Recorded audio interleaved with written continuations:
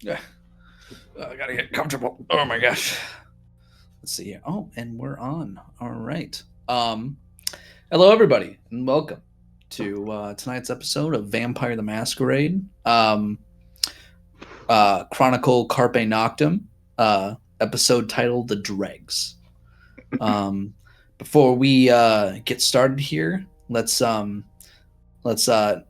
do some of the social media bullcrap first. Follow us on Insta. That's where and then subsequently Facebook, whatever the meta bullshit.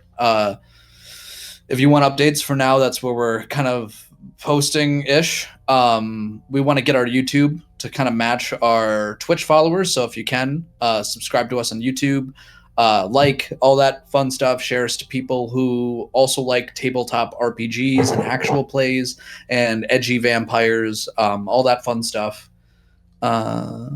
Yeah. We are potentially down an Aussie tonight, but that's okay. We'll catch up with him in the near future. I think that's most of the pre stuff that we need to talk about. Just a just a reminder. Also, we won't have stream next week, and everything that you are seeing in here is soft canon. It's not like I use the Vampire the Masquerade canon as more of a guideline. If there's any lore nuts here, I'm sorry if I bastardize everything that you know and love, but tis what tis sometimes. Uh, yeah.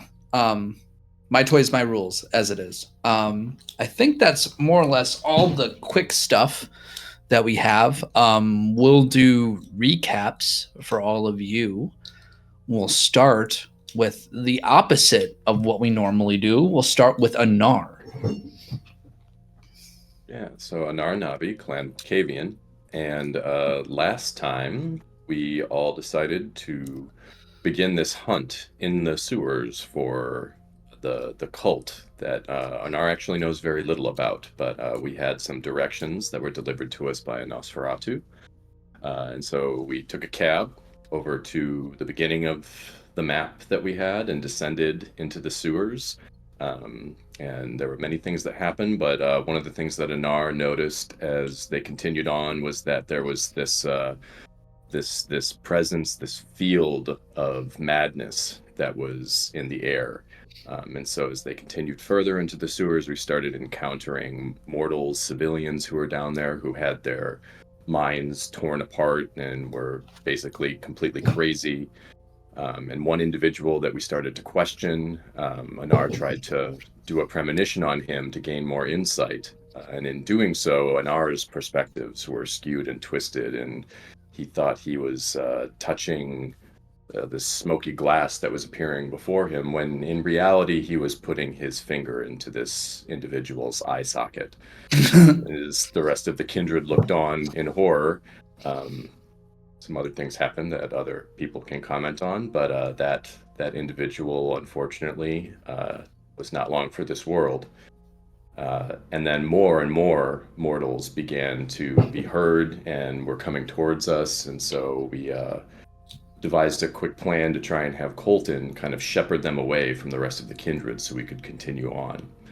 And we proceeded a little bit more into a service tunnel, I think it was. And at that point, this field of madness became so pervasive that one of the kindred crimson started to lose her faculties.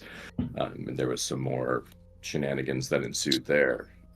So I think that's where I'll stop my recaps and let other people fill in their details. All right. Yeah. We'll go to Hugh from here, and we'll just go zigzag it our way down. Human, Clan Tremere, I'm starting to feel like this group's grumpy uncle. I had to stop an ear from gouging some dude's eye out. I had to follow behind while other people made a lot of noise, and then all these little toddlers kept wanting to go further into the sewers to figure out what's at the bottom.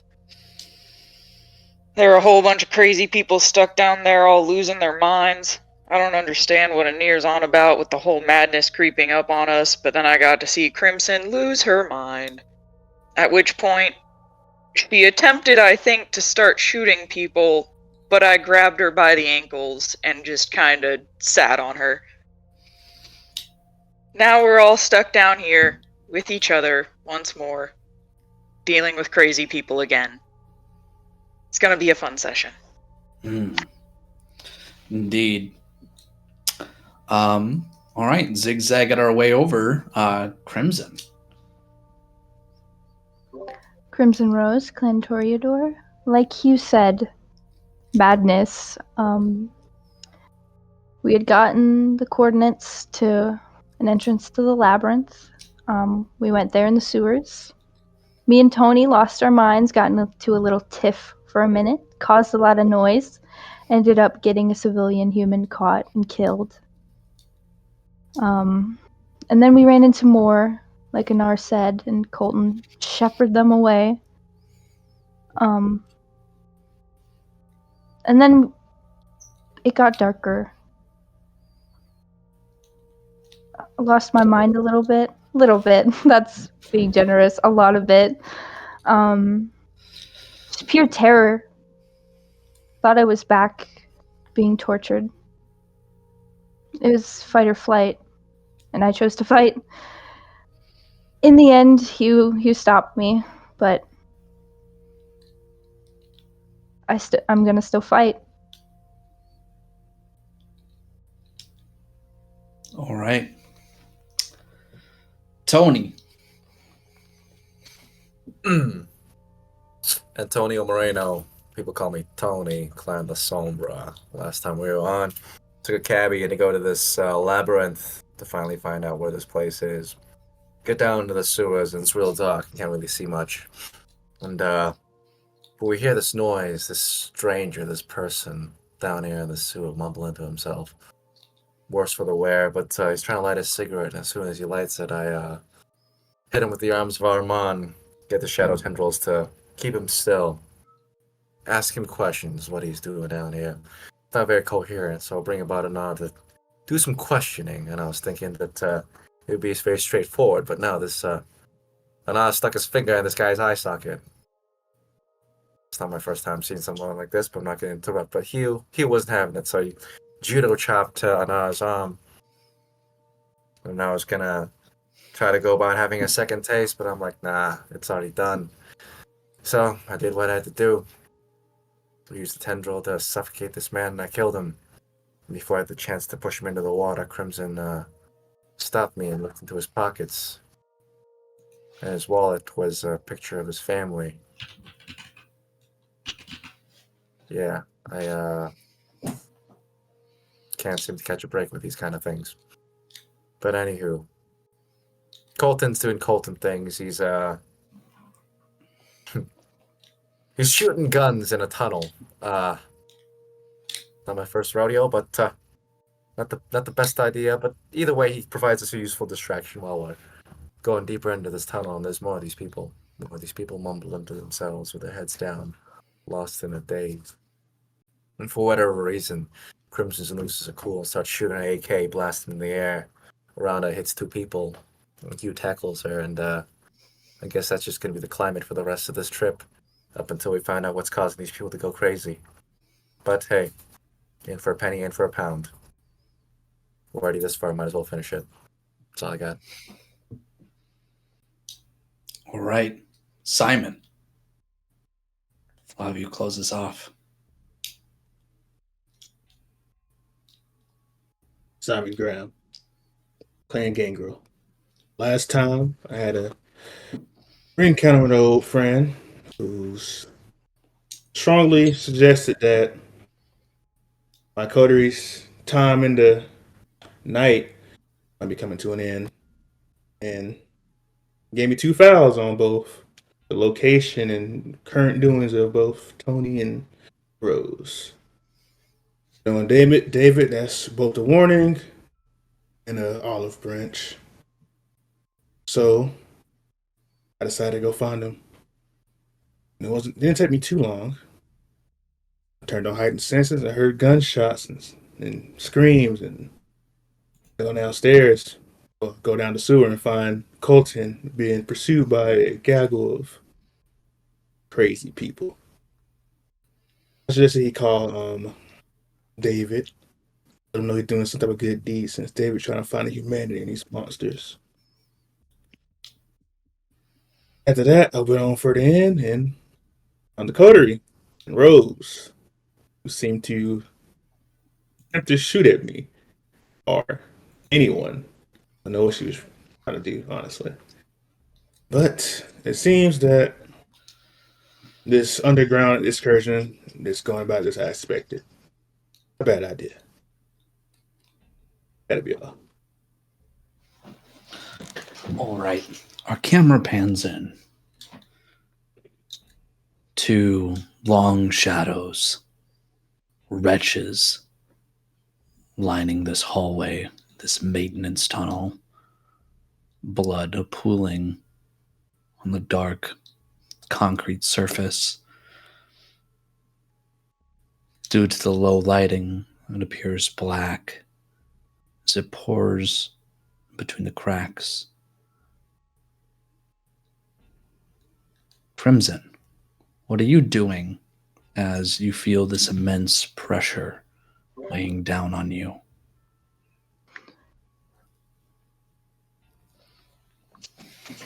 Still enveloped in absolute terror. Just being paralyzed by it. Wanting to fight, knowing that I should, but remembering what happened last time. What I want you to do is, we'll put a pin in that. I need you to roll me an intelligence composure roll while I go around to see what everyone else is doing. Anar, I take it you're just trying to make everyone forget, like compel down these rows of people. Yeah, so that was what he did just after the blast of gunfire, and I believe some people got hit. He was just trying to go to everyone and just immediately just like forget, so that they didn't know that it was us that did it. Gotcha. Tony, what are you doing? As Anar is compelling these individuals to stay silent. Because you, Simon, the way I'm looking at it is that you're standing over Crimson Rose and Hugh, while Anar is going along the sides, the perimeter of this hall, making the individuals on the sides forget. I think, if anything, with my Oblivion sight still on, I'd be looking around to see if there's anything that was missed by any of the rest of the coterie, if there's something that they're not seeing. Yeah, roll me a wits awareness. We'll come back to you in a moment. Mm-hmm. Simon, what are you doing? Well, like you said, I'll be standing in front of Rose and Hugh. I'll probably just crouch down the Rose and I can see anything in their expression or eyes or anything like that. Like an investigation, see what's going on. Sure. Roll me I think intelligence medicine. I think that's an option. Let me look. Okay. Yeah, intelligence medicine. All right, so it's a straight intelligence roll for me. Okay. Oh wait, fucked it up. Clear. 1, 2, 3.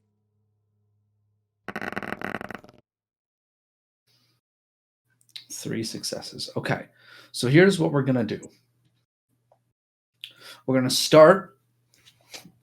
Hugh, what are you doing as you're holding Crimson Rose down?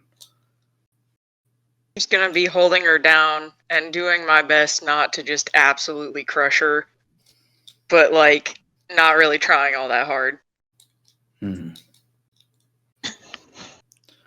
Crimson, because I don't think I can do much else right now. Of course. Crimson, we're going to pan to your perspective. You feel a crushing weight that's slowly squeezing the life out of you. And in the moment, you forget that you don't need to breathe, so your inability to take in a full breath,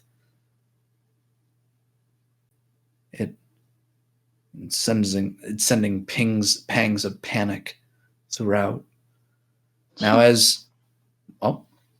should just start hyperventilating, like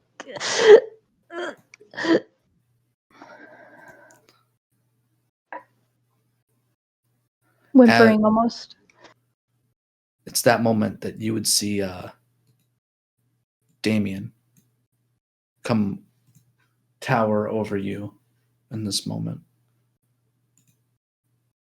You feel a certain terror shoot throughout your body as, in combination with the inability to breathe,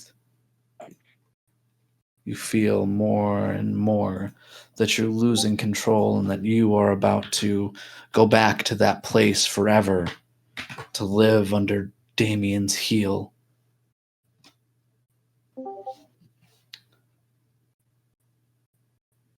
Like you said, pure terror. Eyes wide. Bloodshot. Tears falling, building up the corners of her eyes. And she would just start screaming at the top of her lungs. Bloody murder. I'd do it, but yeah, no, you're spare good. you guys. Like gut wrenching, like screams. Can I start trying to like whisper comforting things at this point? Like, I know it sucks, I know. It's at that point that Simon, you see Simon standing before you in a sudden wave of lucidity.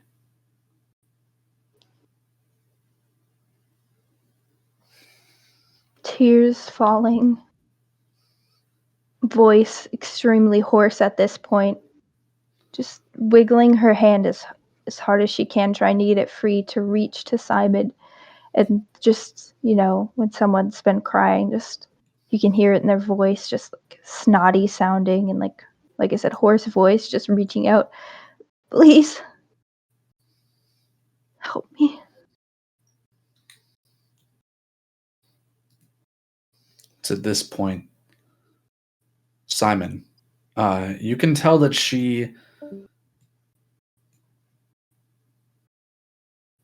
seems to be, if you didn't know any better, she's suffering from a schizophrenic episode.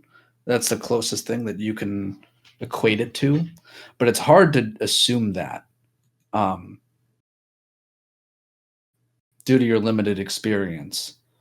But that's your best guess. Anar, as you finally get the last person to forget down the corridor, I'd imagine you'd turn over, looking over at your coterie, if that's fair to assume, to which you would see it seems that Crimson has snapped herself out of her fit.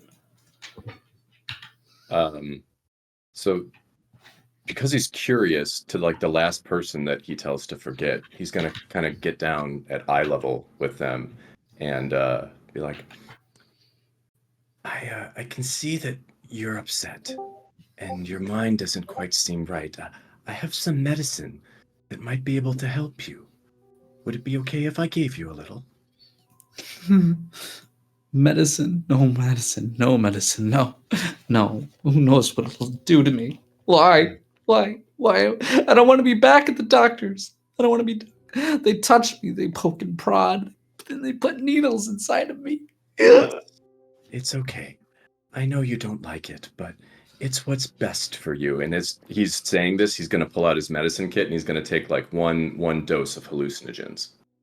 And then he's going to look at this guy and like do a mesmerize and say like, we're going to give you something to make you better now. And then go and try and administer it to him. And as I do, like, I want to watch him and see like, does anything change about him?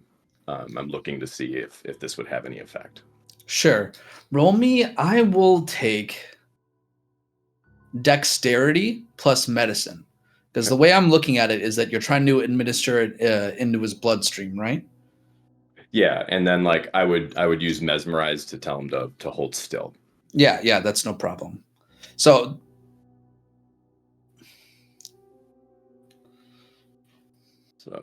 that will be for dexterity. Yeah. not a whole lot there. So as you you do administer it, right? But you see, at first he looks at you, and then he just starts screaming and screaming and screaming and screaming.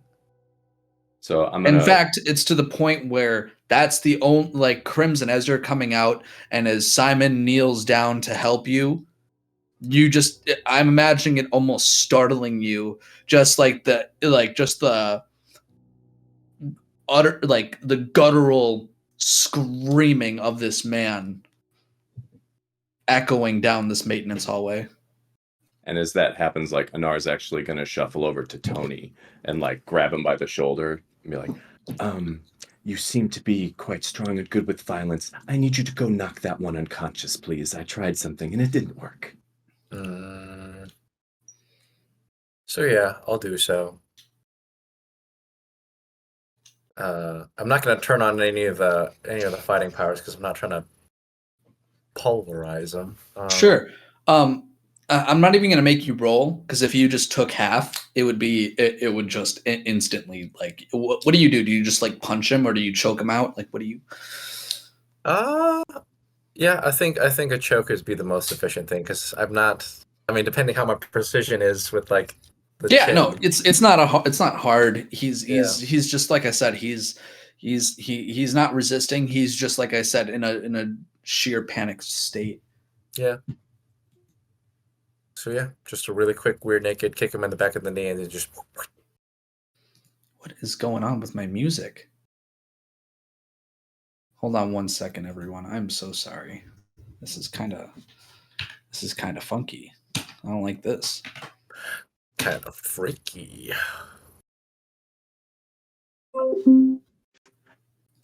Hold on, everyone. What is going on? Hold on. This is kind of crazy. I don't know what's happening. It was working. Maybe. Hold on. It's deafened for me, by the way. I don't know if you did that on purpose or. It's Oh definitely. no! Okay, cool. There's Yeah. another app that's been discontinued. Okay, let's. Yeah, it might. No, because it's kind of functioning. Mhm. I'm gonna try it again, really quickly.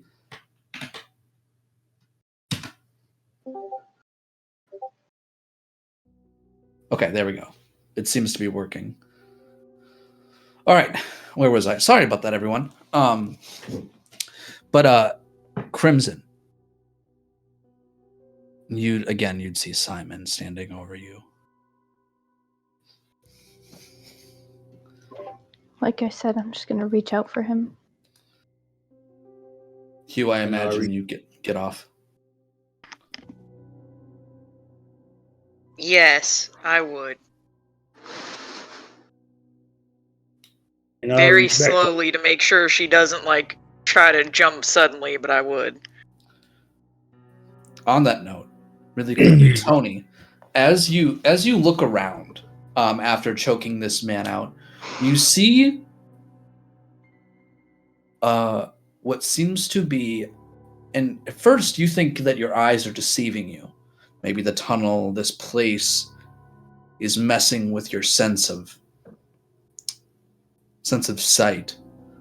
But you'd see what seems to be a strange amorphous face with what seems to be something without a mouth, with eyes the size of saucers. You only can see one of them as it peers from behind a corner. And had you not walked over from that exact angle to choke this thing out, this person out, you'd see this thing just peeking around a corner. Its large eye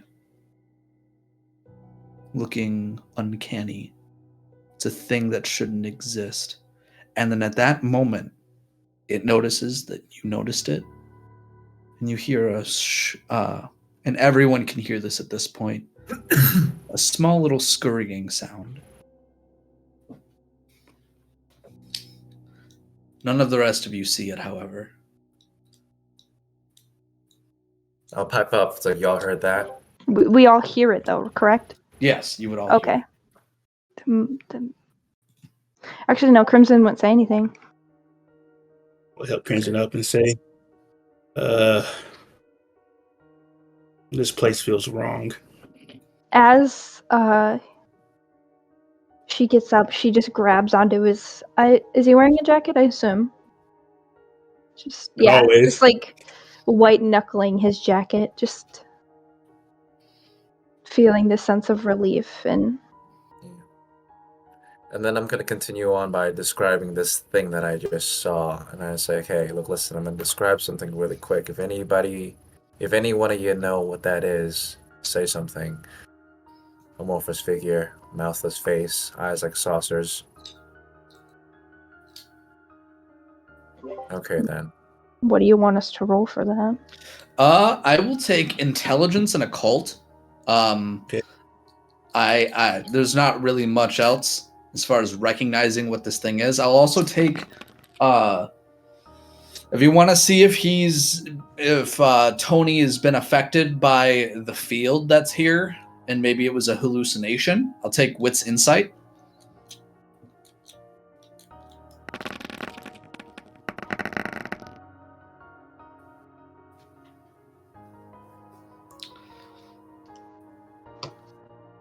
Okay. Okay, so really quickly, just walking it back. Crimson, your your 3 dice, right? Yes. Was that for occult? Intelligence occult? Yes. Okay. And Simon, I take it also occult? Yeah, because I don't know. I remember I ran in here, so I don't know anything about what's going on, really. So, Yeah. Tony. And Nar, I take it the same occult. That was a cult. Mm-hmm. And then Hugh, also occult, I take it.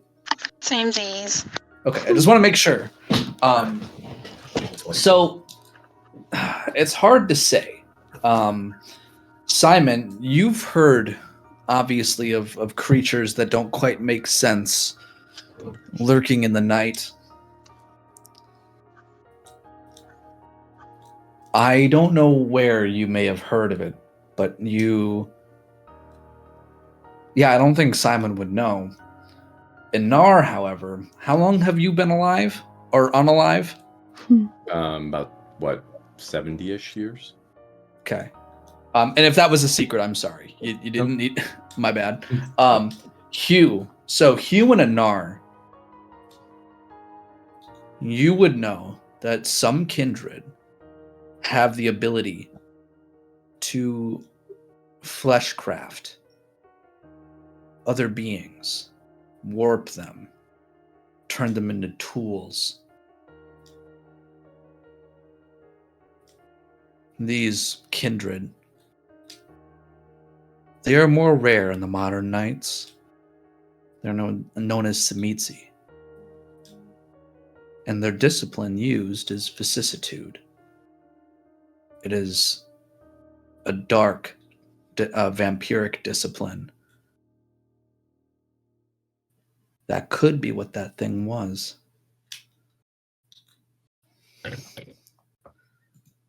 From what you described, there are creatures that can almost be constructed by other kindred. I've only heard stories of them. I would keep an eye out for more of them. I doubt that they have our best interests at heart. Gross. All right, Tony, let me translate what he said for you. Uh-huh. Picture a Tremere that became a crackhead, but then, like, maintained all of the intelligence to do really, really stupid stuff. Huh. So, like, they kind of, I guess, make people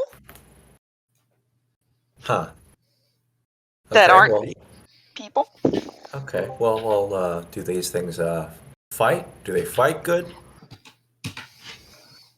If they're made for that. if they're made for that. What else Yeah, would they be get made pretty. for? Would this ring any bells for what just said to me, storyteller? No. It's you can make a lot of stuff, and if that one's made for fighting, then it's probably best we don't encounter it. But if it's made for surveillance, well, shit. You said it had no eyes? It had eyes like saucers but no mouth. Ah, But weird. that scream you just heard earlier, I'm pegging it's from that thing.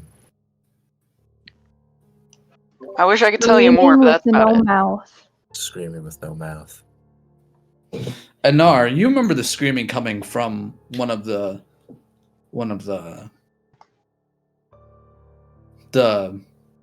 misfortunate.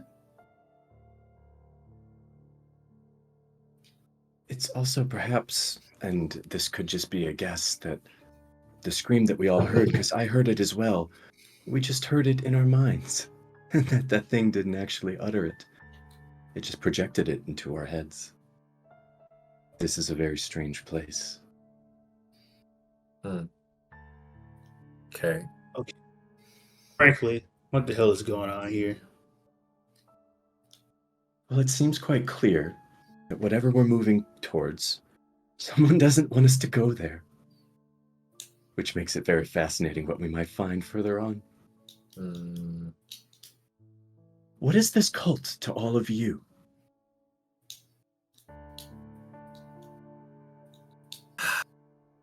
Well, Veronica's in it.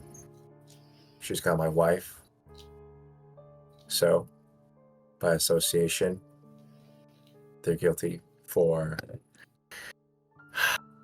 Well, I think you can figure out the rest. Well, it As seems long that as would they make you quite motivated to keep going. Yeah. As long as this code exists, Miss Rose is at risk.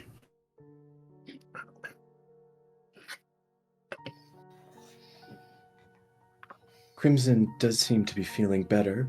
And I'm gonna try and get her attention. Are you back with us now? Jumps. Just. I think so. How do you feel about continuing on, since this cult has quite an interest in you, it appears? Well, at this point, I think my interest in them is greater.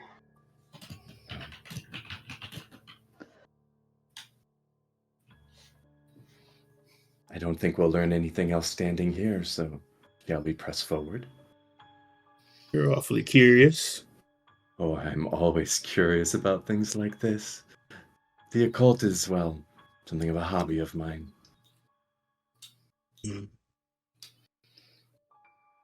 Well, I could say this much. I can see it. That's good. If it doesn't touch me, that's fine. But if it touches me, then I can touch it. And we can fight.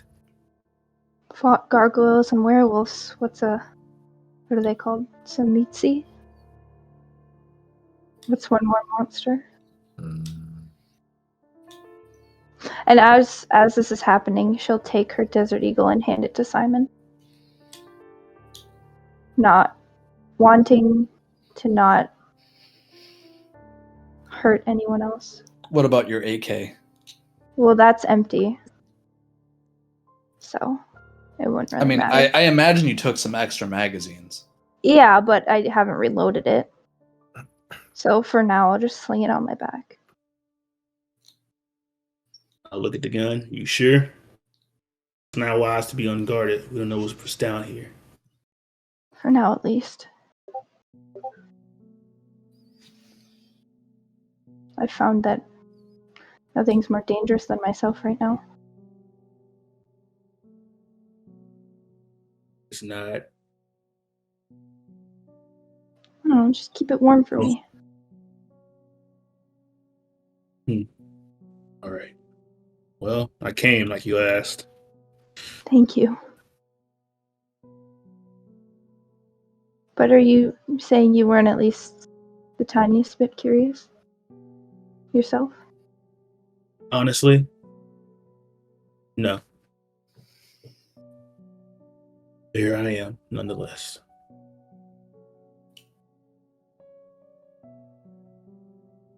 You're not at all the least bit curious how this might tie in with Hudson? Or even Hernandez? Hernandez is dead. Hudson. And hold up, wait a minute. What? Wait. No, hold up. How you talking about? Oh my god. I was gonna say, hold up, wait a minute. I don't know about Yeah. that. I was so Morales. confused. Morales. Yeah, Morales. See? Morales. See, so you got me. So I got here so many Mexican names now. Mhm. Yeah, I'm just together. Anyways, Or even how this ties back to Jessica. I know what Jessica intends. Hernandez, she's more interested in the werewolves. And Hudson, well, her game's pretty more straightforward now.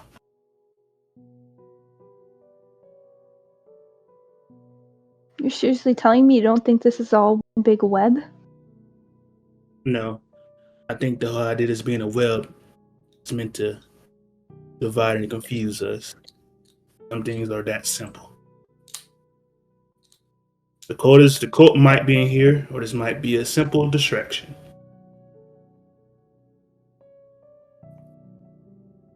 I did run into Colton. He should be evacuating people now. And a hunter might be coming up, helping out with that. A hunter? Yes, a hunter. The one I offered for you guys to meet. I need all of you to make me another wits awareness, please. Do you want mine as well? Yes, please. Okay. Now, mind you can take half if you don't want to risk the full roll. If that is what you want.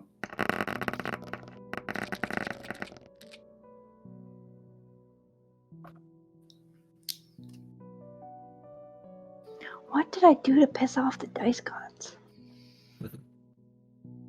You didn't roll that low. The double nothings last time was a little insane. Yeah, that was a little wild. One moment.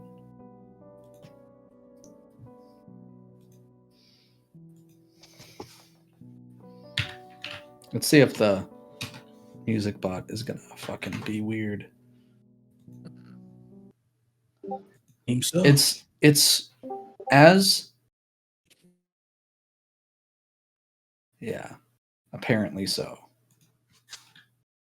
God damn it, dude. 1 second. I might need to find a new bot after this. Just There we go. So, as all of you hear this, it's what sounds like heavy footsteps.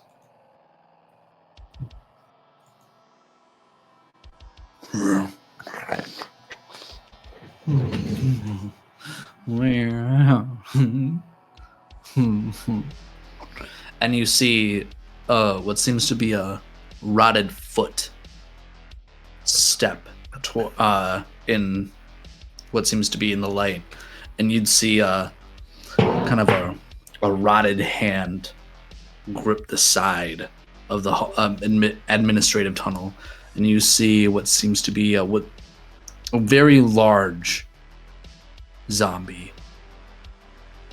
Simon, One. I think that gun is warm enough now. Who draw it. goes there?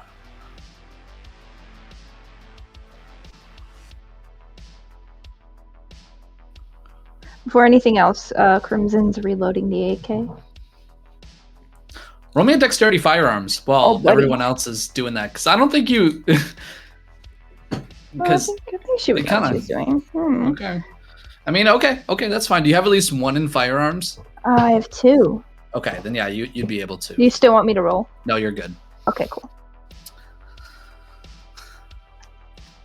You see this undead pose a question.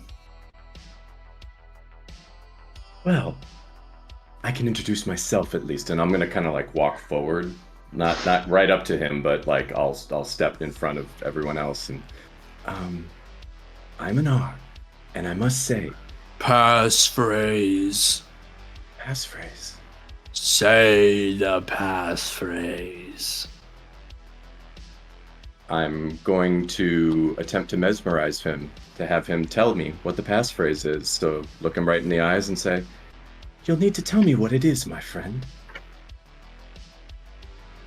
So that should You be... see no response. It just stares at you. Oh. I've tried Where- words. Where the whispers come? You see it looks at you and starts just walking over towards Crimson. I imagine she's like in the Backing middle of the up? party. It just starts walking towards Crimson. Backing up? I'll try to position myself in between the two. Yeah, Point I'm together. also It stops as soon as you position yourself, Simon. Passphrase.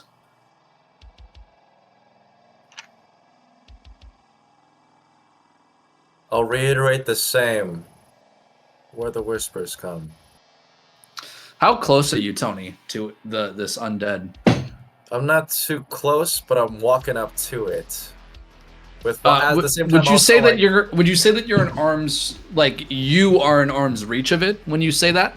I would say that's I would be, let's say 9 feet away, but at the same time, I'm also loading in the brownie. Yeah, you see, as soon as you say that, it turns and starts walking towards you.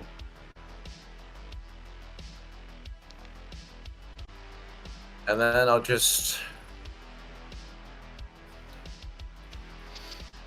You have one more action before it reaches you. Okay. In that case, I'm going to...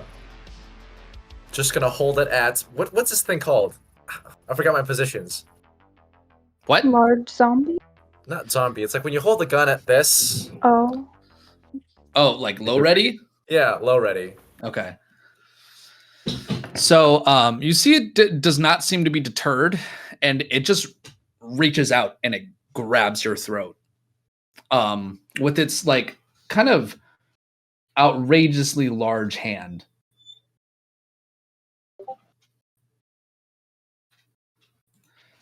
This fucking bot, man. Okay.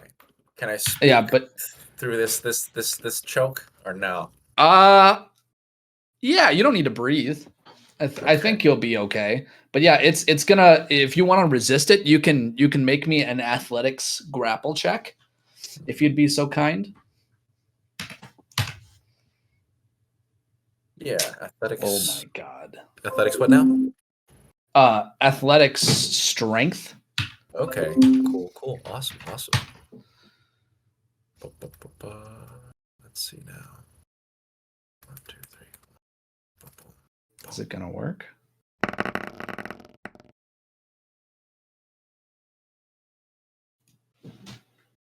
Okay, I am fighting with this bot right now. Hold on.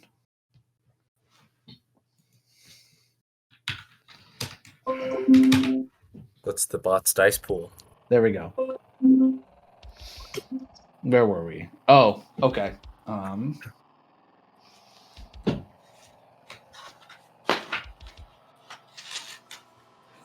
lay down, Ripley. Go lay down.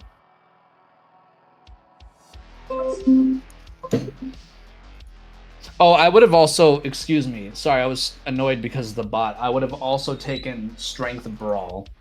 Okay. I think that would have been more accurate, but oh well. That's fine. Same pool anyways. Okay. Describe to me what are you trying to do? Are you trying to break out? So, as he's choking, I guess like I'm gonna take. Is it his right hand or left hand? It's his left hand.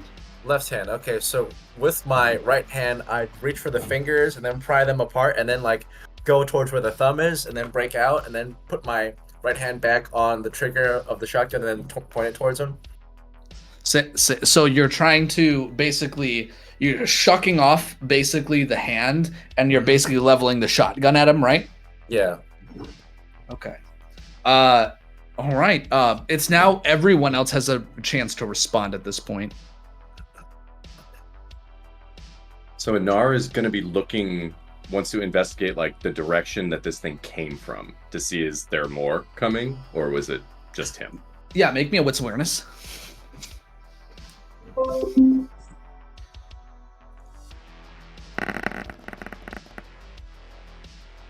One success. You do hear footsteps coming, but you cannot tell how many. There may be more on the way. I'll keep an eye out. As And I'm gonna keep looking in the direction. so sorry. That's it. Crimson at this point probably has finished reloading. And she's just gonna start spewing out things that she heard these civilians say. Master of Shadow Snakes, city below, seeing if anything gauges. Is that how you say it? She'd say like one thing and be like, city below. You see this massive rotting corpse that looks like it was a 6'5" bodybuilder at one point, with now amorphous, like what seems to be claws for hands, just looks over at you as just ignoring Tony's shotgun that he has leveled, and starts taking a step towards you. AK pointed. Okay, Hugh, what are you doing? Really quick. Hugh is gonna be also readying his gun, his nice little revolver, and just be confused and looking at Crimson and looking at the thing and being like, "What are you doing?" I don't know. I thought maybe what the crazy people were babbling was a password. No, I mean shoot it! I start shooting. So here's what's kind of I'm imagining. You guys are in this hallway, right? Yes. Crimson is like below everyone else, right? Like right here. That was the backing away. undead is in the middle of all of you, since you just kind of let it walk past your file. Tony, so it's basically on one side there's Crimson, on the other side there's Tony, and then behind Tony there's right next to Tony there's Simon, and behind Crimson there's Hugh. And then Anar, I imagine, is towards the front of the group. Is that fair to assume? I'd say. Since Anar, you said you were going to look out for more. Right. So wherever this thing came from, I went in that direction, and Sure. my focus is looking for more coming. Okay. So, Simon, it's you. Well, I had to find something funny. You said earlier not to mess with these flesh cat being out saying shoot it. I'm like, I almost say you putting up mixed signals now, Hugh. Say that again. Point the gun. I would tell Hugh you're putting out mixed signals. I'll point the gun at this thing. You said don't engage. Now you're telling us to engage. Which one is it? I'm just not even gonna look at him at all. No acknowledgement.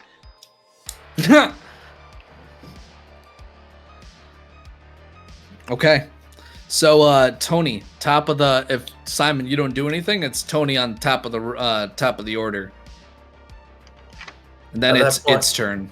Yeah, at that point, I'll slowly close in and I'll make a response, and I'll be like, the one who counts, and I'll just shoot. I'll press for one. Center mass to see what happens. 1. Okay. Dexterity firearms, please. And do you shoot it directly on? Because Crimson would be in the crossfire. Oh, in that case, I'll probably like file left or file right, so she's not in the Sure. back blast. I wanted to just clarify. Yeah. Very good. Let's see. One more time for clarification, could you say where everyone is and what's happening? So, right now this thing is kind of in the middle of all of you. Mhm. It's just a straight hallway, right? Yes, it's a straight Okay. hallway. Crimson, you're right where this thing is going. Yes. Right? Tony is right behind it. Right next to Tony is Simon, right? Right behind you, Crimson, is Hugh. And at the very front of the tunnel, where this thing came from, is kind of a Nar. Does that make so, sense? So basically, we're kind of surrounding it Yeah. from both sides. Got it.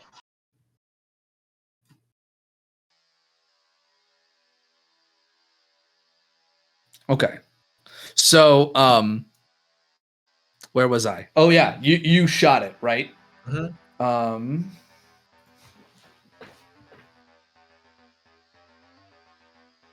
One moment.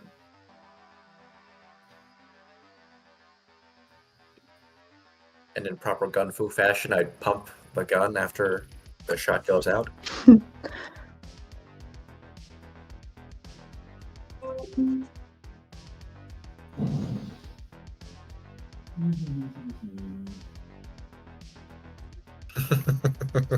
sorry. Getting a little 1 second. fucked, guys. One be a little silly. I'm the count. Ah. All right. So with a 12 gauge, that would be definitely +3. It's not rolling to dodge. So describe to me how where do you aim? You said center mass, right? Center mass. As you shoot and you kind of blade yourself off to the side, boom, you blade yourself as you shred through its like chest cavity, and you see it just looks back at you, and you just hear Next shot. just this echo just echoing through this hallway, and it is way louder because it's just bounced, and you see all the wretches on either side just absolutely just cower and begin to tremble even more than they already were, as like undead like fleshy mass just sprays on them, on like the two that are in your crossfire, in the splash zone, for lack of a better phrase. Yeah. I think I said it's turn now. It's gonna rush you. Me? No, Tony. Okay, cool.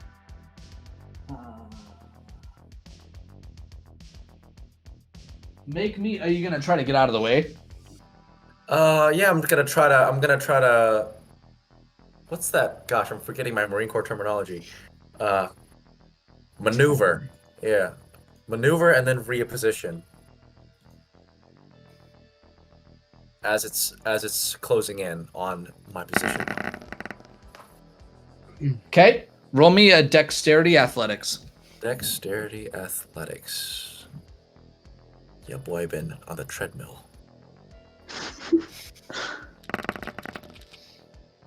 For not long enough. 1, 2. It's 3, 2, 3, 6. So, Tony, you take 3 superficial. No, let's see here. Plus.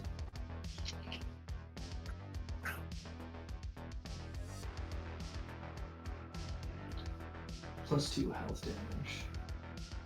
Okay, so that's margin of 3. You take 5 superficial damage as this thing just lunges at you and pins you against the wall, as it just digs its claws and its teeth just dig into the arm that's holding onto your weapon. You can feel the sharp pinch as like this thing is almost like a hydraulic vice as it digs and rips and rends flesh from you. It is, let's see here. I think it's Crimson's turn. No, I'll let Anar. You've been kind of doing stuff. Make me a wits awareness. Okay. Oh, god damn.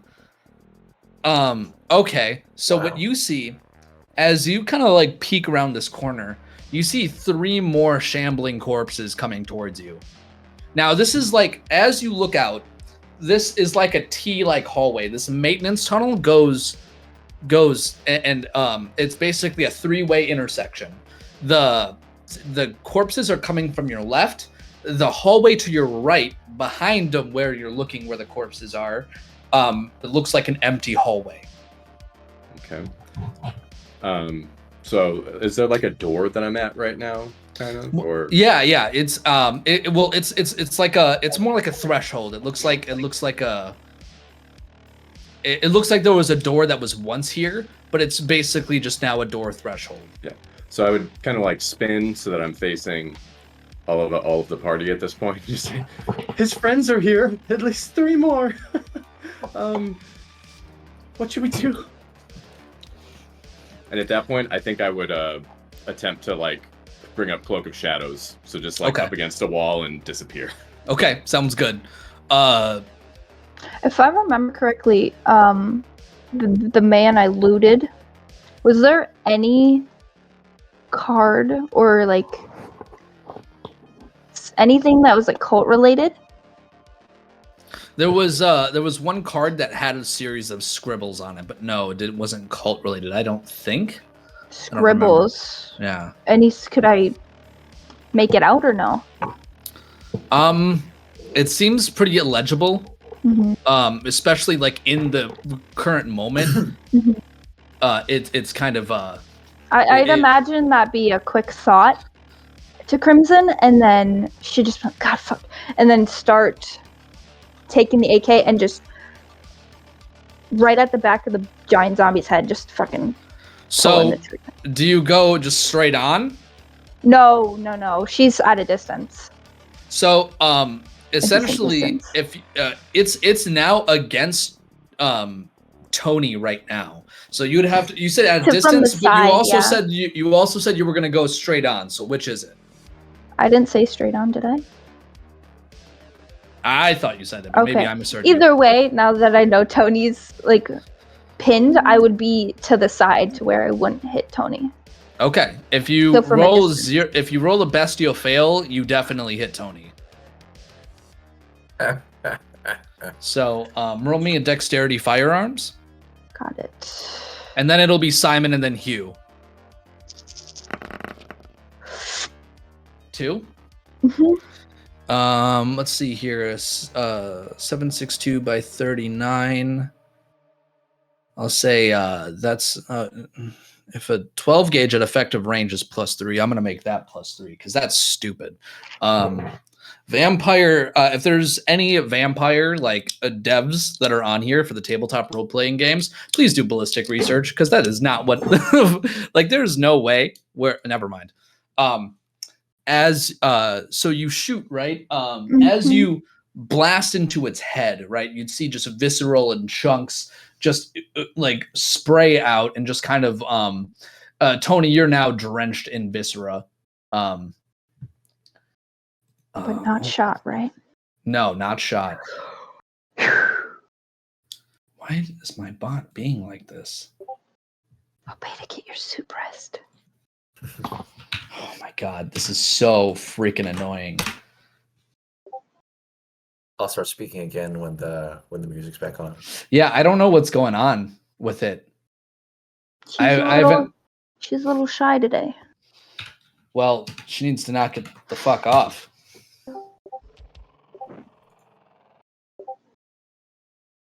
And then it just doesn't. What? Excuse me? What?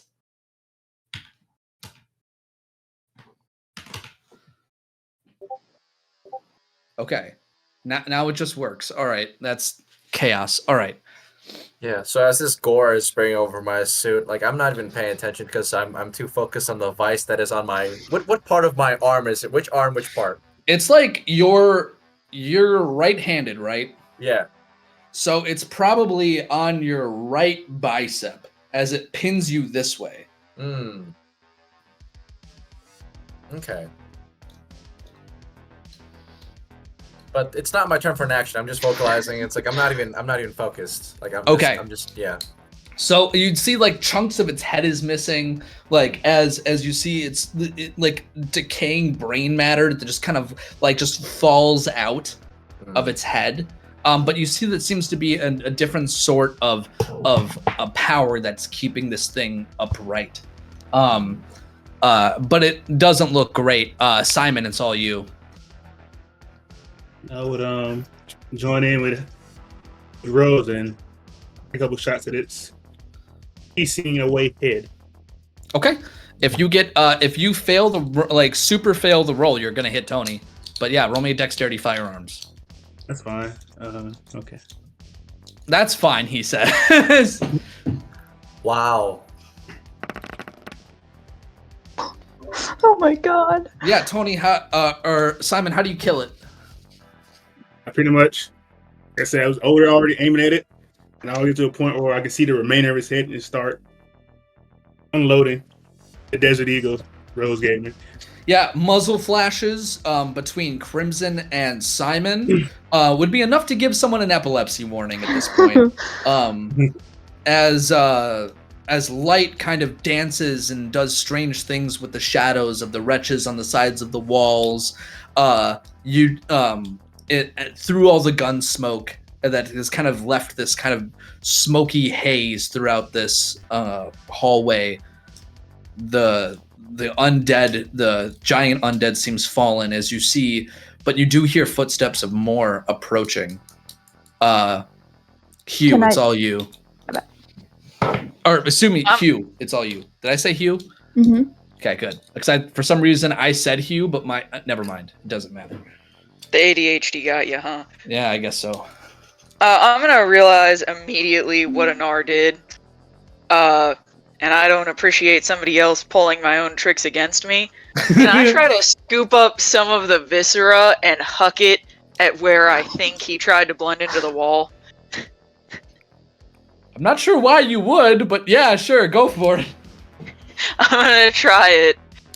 Roll me a dexterity athletics at -2 for your dice pool. I love No, this. what's your obfuscate, Anar? If you want to just DM it to me, if you're not comfortable saying what the pool is. No, it's just one. It's Okay. just first level obfuscate. Yeah, so yeah, -2 dice pool. I don't know what this roll is gonna be, so I think it would be this. You just fling like decaying brain matter in Anar's general direction. Anar, it gets on your shoes, but that's pretty much it. Hey, Anar, I don't appreciate this shit. Pull out Mr. Gunn and help us! I'm staying silent for the time being. Okay. Just attempt to see how many zombies are coming at that point. Okay, you run over past. I did yell to everyone how many is coming. Yeah, there were 3 coming. So. So you run past everyone else and you take a look for yourself.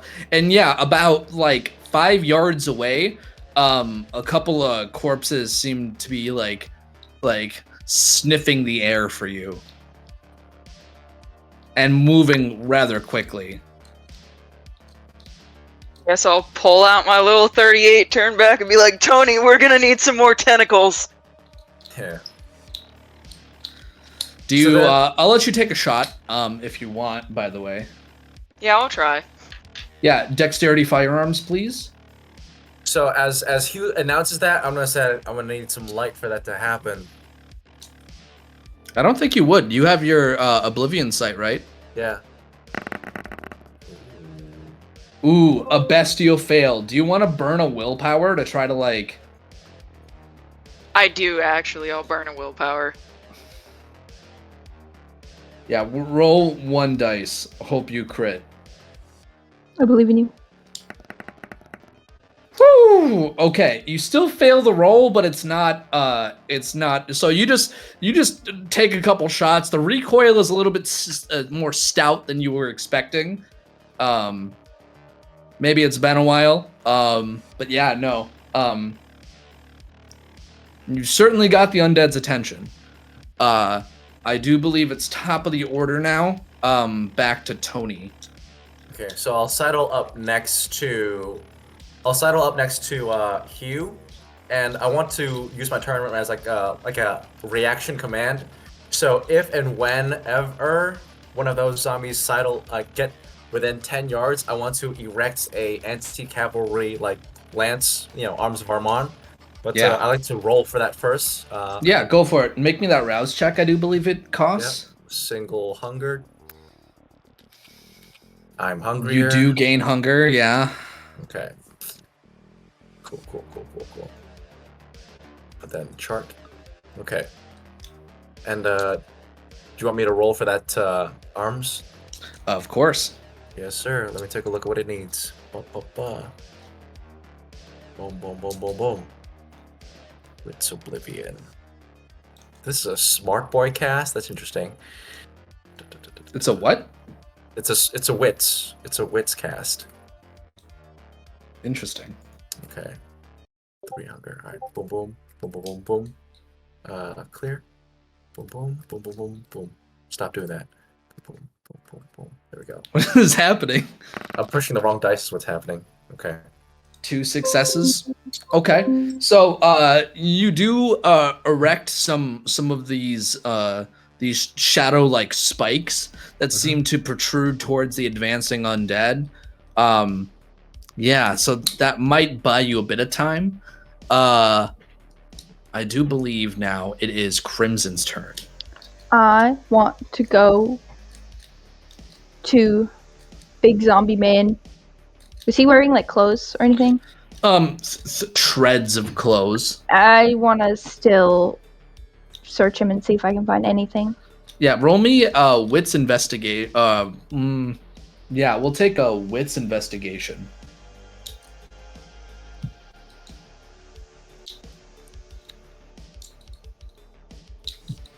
Or okay. Or You already rolled, so no. oops. That was on me. I should have been a little quicker. You've been quicker than that. That's on me.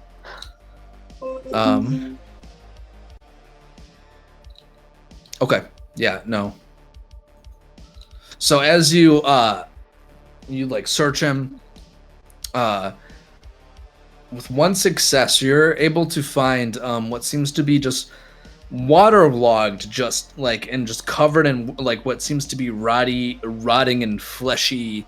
It seems to be an old wallet, as well as like what seems to be like a necklace of some kind. What looks to be a cross, a sterling silver cross, and Taking then it. yeah, there doesn't seem to be much else that's useful. I'm taking it all, and then I'm assuming she's down on a knee, so she's gonna. I don't know how much is left in the AK, but she has a couple other mags, so she's gonna switch it out and just be stanced up on her knee, waiting to see, ready to fire if she needs to be. Yeah, so as you do you move towards the corner where the undead are coming, or do you stay in the tunnel or the maintenance hallway? You said they're like 5 meters. Is that what you said? So yards? So there's essentially like the hallway. Yes. So you're still in the hallway. Do you move up and then cover that intersection? Oh, they're around the corner at this point? Yeah, they're still around the corner. And is everyone else up towards the corner? I think Tony and Hugh are. I don't think Simon is yet. I will stay back and cover them from behind. Okay. Simon, I believe it's your turn. It's either you or Anars. I think it's Anars, excuse me. So at this point, I would probably ready the Glock that I have. And like, can I see them pretty well at this point? Yeah, I would say so. All right. So since I'm new to firearms and have only got 1 lesson, like I would be looking to maybe like aim for a larger part of them. So like the legs to hips to try and slow them down and take a couple shots. Yeah, of course.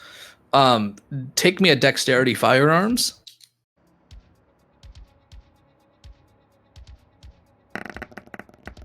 One success. Okay. Yeah, you do a little bit of damage as you see some hip tissue spurt out, and you see some, like I said, some blackened kind of viscera just pouring from where the gunshot wound is, like kind of trailing down their pant leg and pooling around their foot. Is there anything else? So after taking a couple of shots, I'd bring the gun up to me and say, "How about now? Do you feel better now that you've hit something?" Oh, it feels so good. We'll shoot more of them. Keep talking. I'm just saying this out loud at this point. That's okay. Simon, it's all you. You're muted. No, Judge. I would side-eye Nar, get cut over, get set, and pull out. I have the DSD in one hand, pull out my other pistol in the other hand, and I'll just aim for these creatures' leg area. Okay. You're using 2 guns? Yep. Okay, so what I'll do is I'll double your pool, like damage pool, but I'm gonna take 2 away from your accuracy. Okay.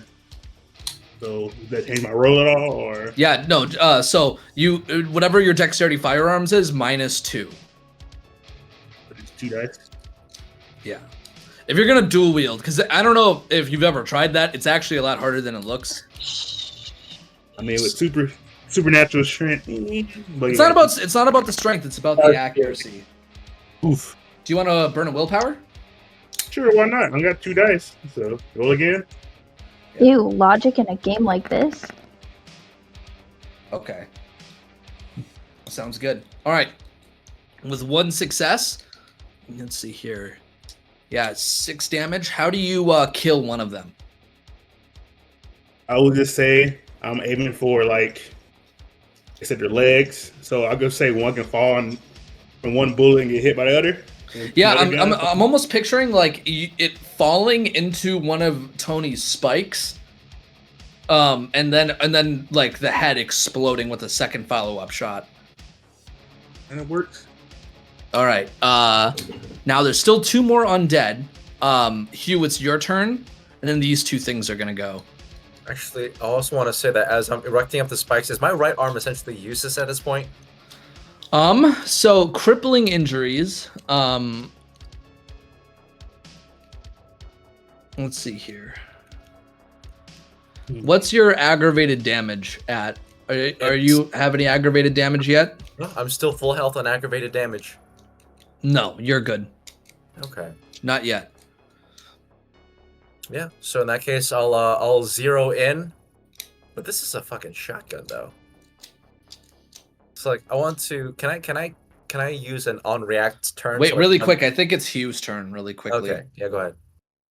I'm just gonna try to shoot whatever remaining zombies there are. Just at any point. Sure. Yeah. Dexterity firearms.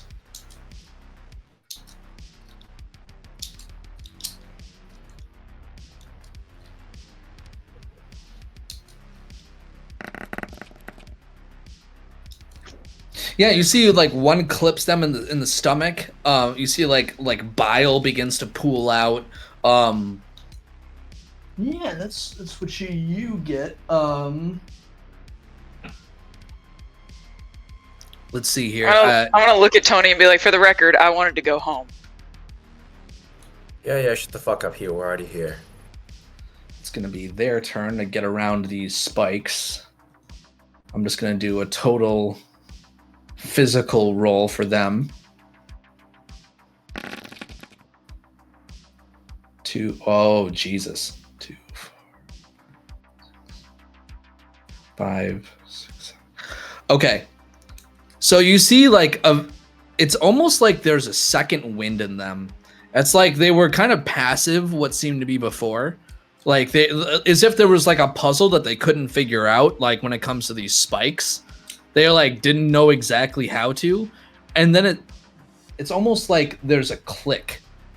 Like they kind of get it because these things aren't terribly smart. You'd see suddenly they would just go into a dead run and just sprint towards one of them's gonna go for Simon. The other one is gonna go for who else did a bunch of damage to them? Tony and Simon. They're gonna run towards Tony and Simon. I need you guys both to make me dexterity Athletics. Okay. 3. Okay.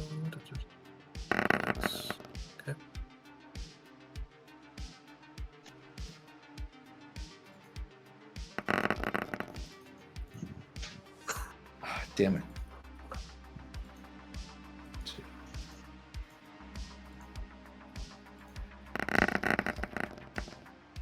2 on Simon, so you are able to active Kindred Winds, so no damage for Simon. For Tony,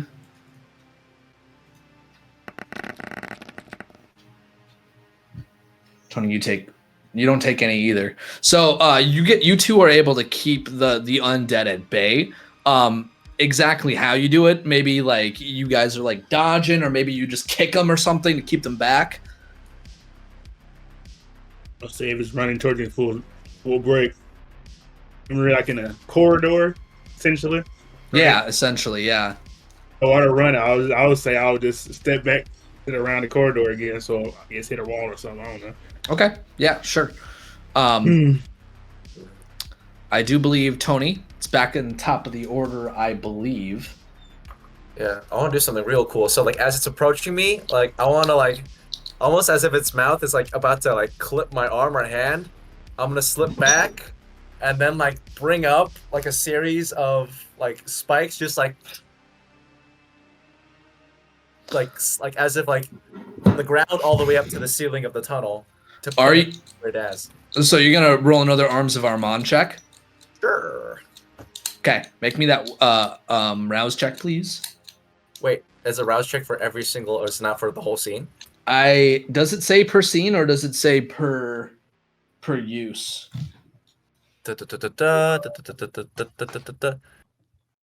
System. I got it right here. System 1 rouse check. Takes 1 turn and pays the cost. Takes 1 turn and pays the cost. Summon the Shadow's appendages. Duration: 1 scene or until ended. Oh, I see. Yep. Okay. Yep, you're able to use them still. Oh, all right, yeah, you reposition them. Yeah. What's their resist roll? Their resist roll is, let me pull it up. I just had it up, but I fucking just closed the book on accident. Resolve composure. Oh, they're not gonna pass that. Heh. Alright, let me give you those fancy dice. Yeah, no. Resolve composure. Mm-hmm. Yeah, they can't do anything against that. Oh! God damn. Do you want a willpower reroll? Yes.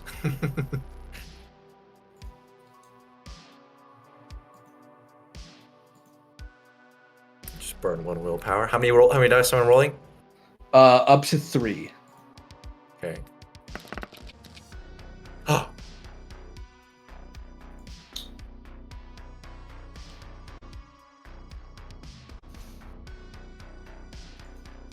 Okay, 3 successes. You do. What's their plus for damage? Is it just your pool? 1 second.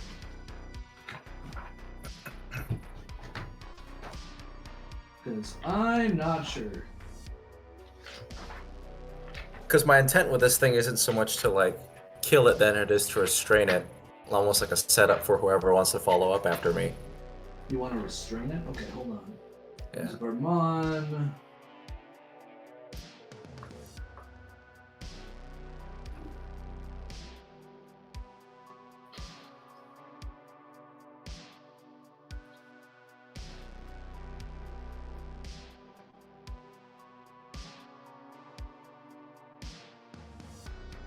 Okay, what's your superficial or your potence rating round up?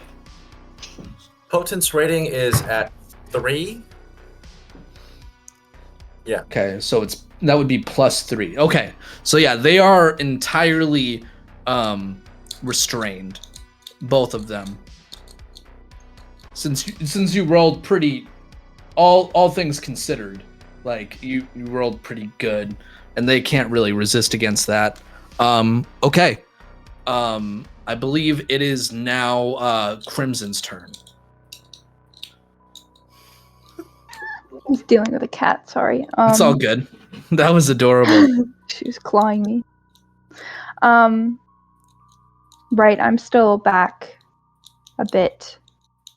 Can I see that there's a ton of commotion up there? Yeah, Obviously, I can see they're fighting, but like, does it look like it's desperate and they need help? Yeah. Okay, then I'm going. And what do I see when I round the corner? Yeah. How close Tony, are they? do you want to explain like exactly what you're doing with your arms of Armand? So because were Simon and I close like this in the tunnel?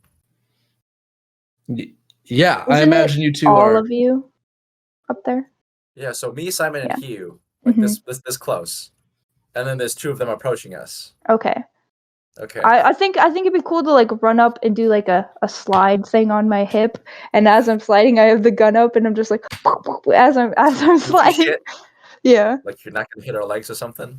But yeah, like In so I have front these. of your legs. I have these like you know those metal fence things Yeah. that are spiky. Like they're pierced through these things like neck, and it Yeah. locks them in place in towards the ceiling. But they're Mhm. like they're stuck in place.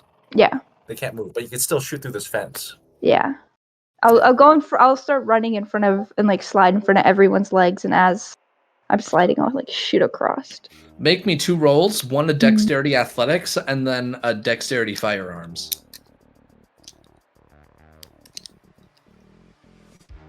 This is dexterity athletics. 1, okay. Dex firearms. So as you try to go up to slide, right, Oh, no. you kind of slip a little bit, but you do scoot a little. It's more like a scoot. It's more like an aggressive scoot than it is a slide. But nonetheless, as you bring the gun up, you just level it, and as these 3 successes, describe to me how you kill one of them.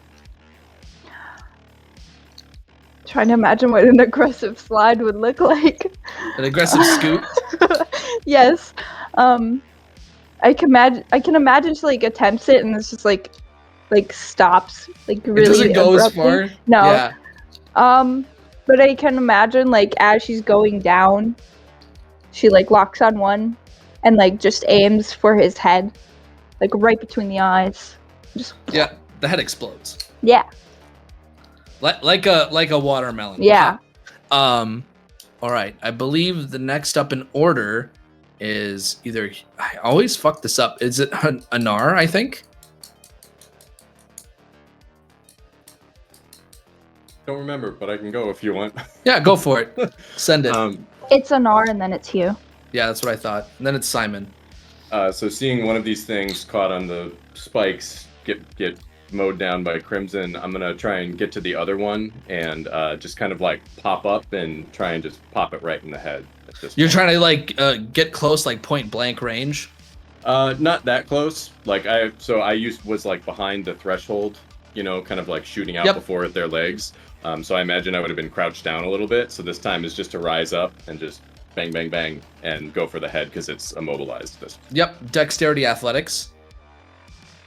At this point, add 2 to your pool because it is immobilized and you're not trying to do anything fancy.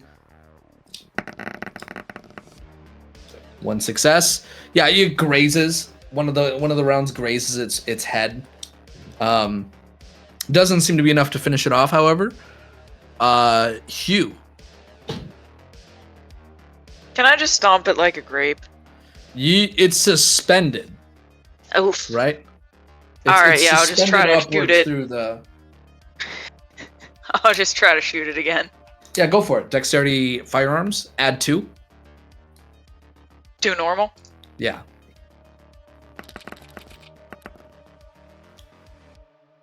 All right, that's 3. How do you again? Where are you aiming? I'm just gonna aim straight for the head. Yeah, again, it just kind of pops, and you just hear like it sounds like someone just like dumped a bucket of mud all over the concrete floor as the necrotic brain matter just spills all across the concrete, splattering, making a huge mess. And as that last shot goes off, just like we're gonna it's almost a zoom in on Hugh as he levels the shot, and with the muzzle flash and that very visceral sound, our camera cuts to black as we take our break. We'll be back, everyone.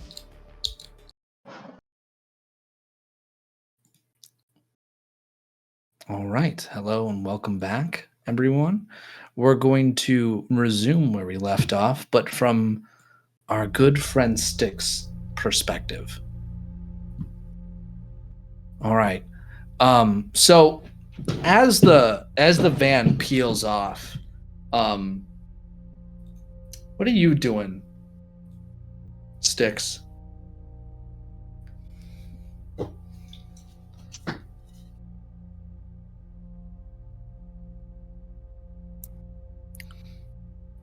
Well, Styx kind of wants to get straight back into it. But he does take a moment to appreciate the deed he's done and if it actually means anything in the grand scheme of things. What I want you to do is, do you have any stains on your humanity right now? I have one. What's going through your head as you see this van full of the insane people that you saved from, or at least from your perspective, saved from utter despair? What are you thinking about? Was it you that did it, or were you just doing it just to save face amongst your coterie? I was doing it almost out of spite to the hunters, but the lukewarm, almost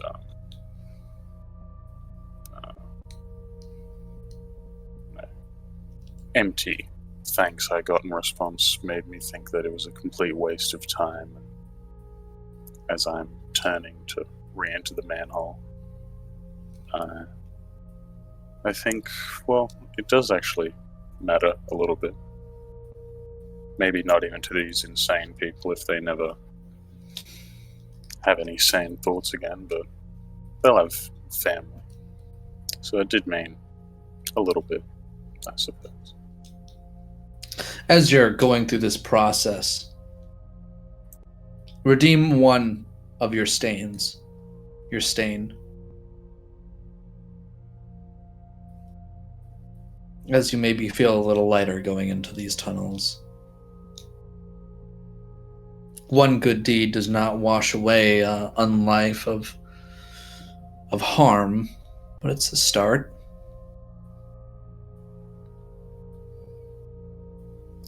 It's a small choice in the macrocosm of kindred life. And I take it, do you still have heightened senses on? Sure, may as well.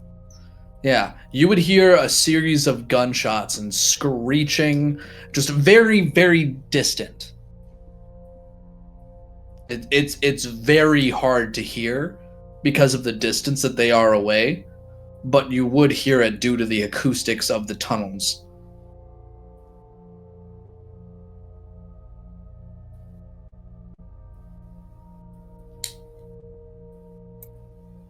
Well, I should probably pick up the pace. Do you sprint? I am more of an endurance runner. I guess, yeah. So as you pick up the pace, the chaos ensues. We go back to our coterie. As the last zombie lays dead on the ground, it's free roleplay.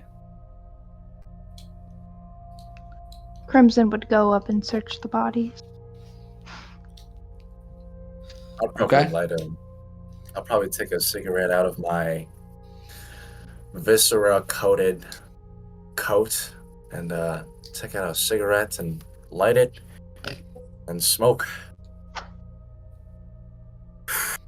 As the shadow tendrils fade away slowly. It's almost like the light from the lighter almost kind of chases them away, I'll say, as they kind of dissolve back into inky blackness. Yeah. Simon, what about you? I would holster one of my guns and extend the Desert Eagle back to Rose and ask, "You can handle it? You can handle the other one pretty well." I think I got it.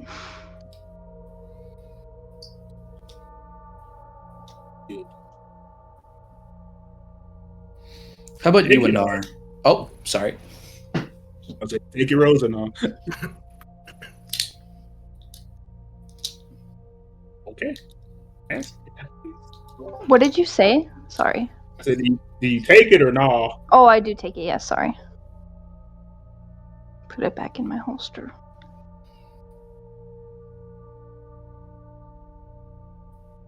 Okay. What is everyone else doing? So Anar would be kind of sitting there with the Glock, just kind of talking to it gently, being like, "You did so well. I'm very happy for you." And then kind of like slide it into his pocket, and then he's gonna scoop up the bits that Hugh threw at him, go over to Hugh and just be like, "You dropped these. I'm not sure what I was supposed to do with them, but you can have them back now." And like just a handful of gore held out to you. You can keep them, Anar. I know your birthday's coming up. And I'm gonna say this as I'm shoving zombies into, like, the water. Just anything I can shove into the water is going in there. Before Hugh does that, did I find anything on them? Yeah, roll me a wits investigation, please.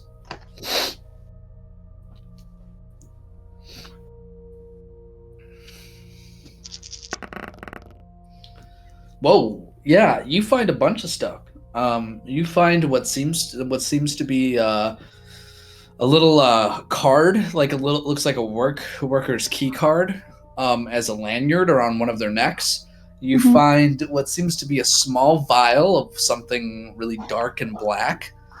And in one of the pockets, you're like, as you're just going through, all of a sudden you pull out like something that seems to like squirm away from you.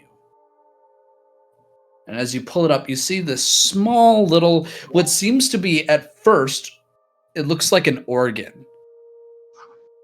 And then you'd see like, you hear, and you'd see like, it looks like a cross between a human heart and a squid. I'd like Multiple have it- eyes blinking around it. I'd have it in my palm and be like, "Oh, kind of cute," and then be like, "Anar, you might want to come see this." It starts screaming. I'd like shake my hands to shut it up. It starts screaming louder. Oh God, I'm sorry. Like I just drop the hand of Viscera and immediately go over to Crimson to see what's going on. Yeah, you would see this little heart with like a bunch of little. I have it in my hands and I'd be like, "Come close and look," and I'd like open my hands a tiny bit. Like, you gotta get in there and see. Oh yeah, I'd be like right in there. Yeah, and you'd see as soon as her hands open, you would see this thing begin to squirm frantically. I need you to roll me a dexterity athletics to make sure that it doesn't slip out of your grasp, Crimson. Got it. Second. I don't want my little guy to go away. Yeah, you're able to hold on to him, but you'd see what seems to be a fist-sized little creature. It has like a half dozen eyes that all seem to be looking around frantically, and like what seems to be swirling designs. Oh my God, what was that? Like swirling mass of tendrils. You have like, vials around it. and jars on you. Do you have anything we can put them in? I'm like it's at least palm size, right? Yeah, it's like the size of a fist, of a human fist.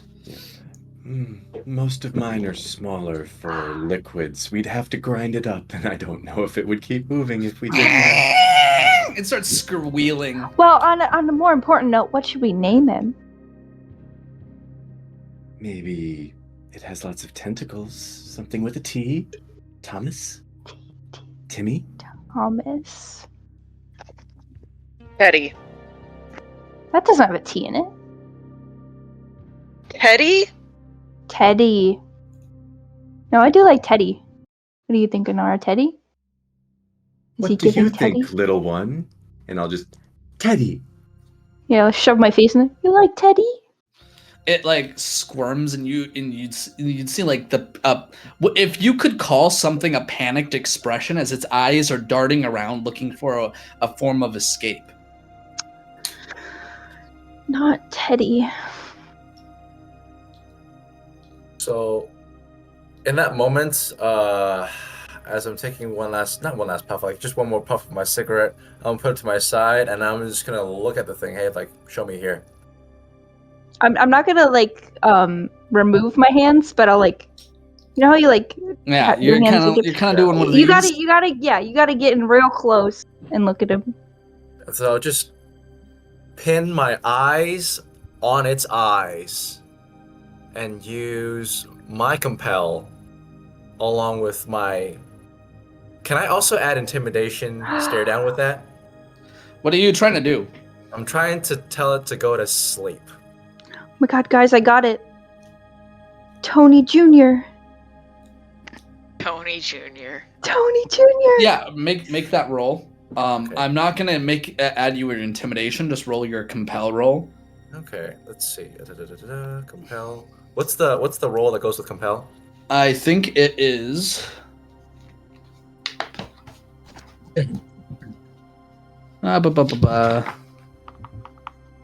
It is a intelligence. Nope, a charisma plus dominate Okay, charisma. versus intelligence and resolve. Riz dominate. Riz dominate. Okay. I'm Roll better super than- hungry. Roll better than 3. Gosh, let me try that again. Boom, boom, boom, boom, boom, boom. Okay, 3. Oh, You said better than 3. So describe to me how this looks. you're talking to me or talking to Rose? No, to you. So as I'm narrowing my eyes on this thing, my golden yellow eyes as wide as I can, I tell it to sleep.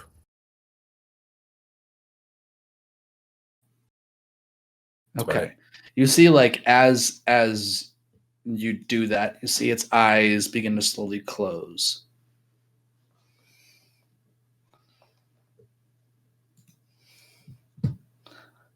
And it is now in slumber.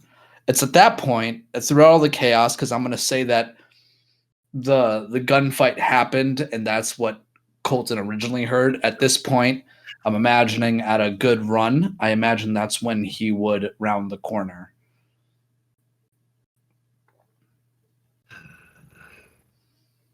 And then Colton. I'll go back. Yeah.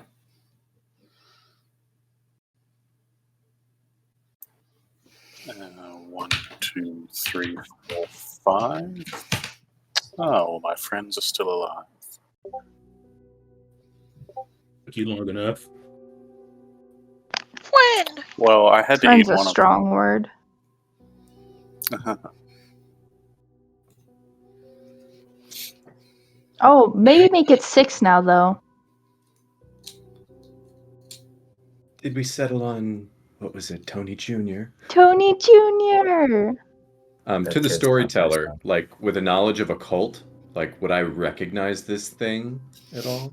Yeah, roll me an occult intelligence. Could I also roll something, seeing that if I would Samesies. have seen anything like this in a flashback of? You definitely have not. No? Okay, cool. Ooh, 4 successes. Do you Hugh, you do the same. Give me 1 second. I'd like to roll as well. Yeah, go for it. Yeah, definitely show Colton.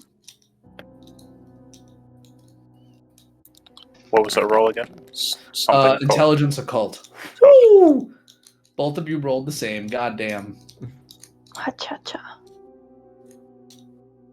That's what happens when you share viscera. You just Oh my god. As soon as Colton makes me that roll, I'll kind of start going around the room. Huh. 2 minus 1, so that's 3 successes. So, all of you know this for sure. This thing is not natural. Colton, even though you rolled lower, a creature of this type looks very familiar to you. You know this as you've seen your sire have things similar to this. Occult artifacts. Some of them doing strange things. A fetish, as if you would. This one is, you're not sure of its function, but you know that it's whatever it is, it's Samitsi made it. As for Hugh and Anar, this thing, you know that it was definitely once human, now changed to serve a very specific function. What that function is, you don't quite know yet.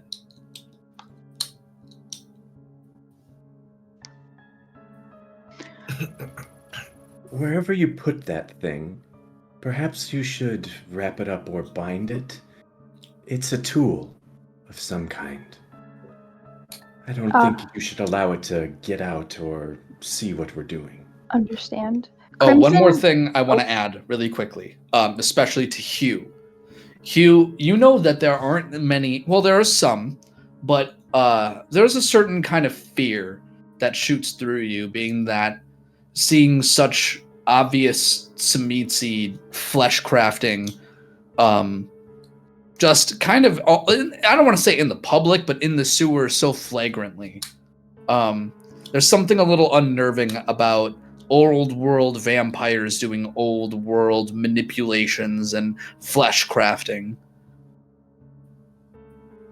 In fact, you haven't seen something like this specifically worn down and specifically tooled since the war.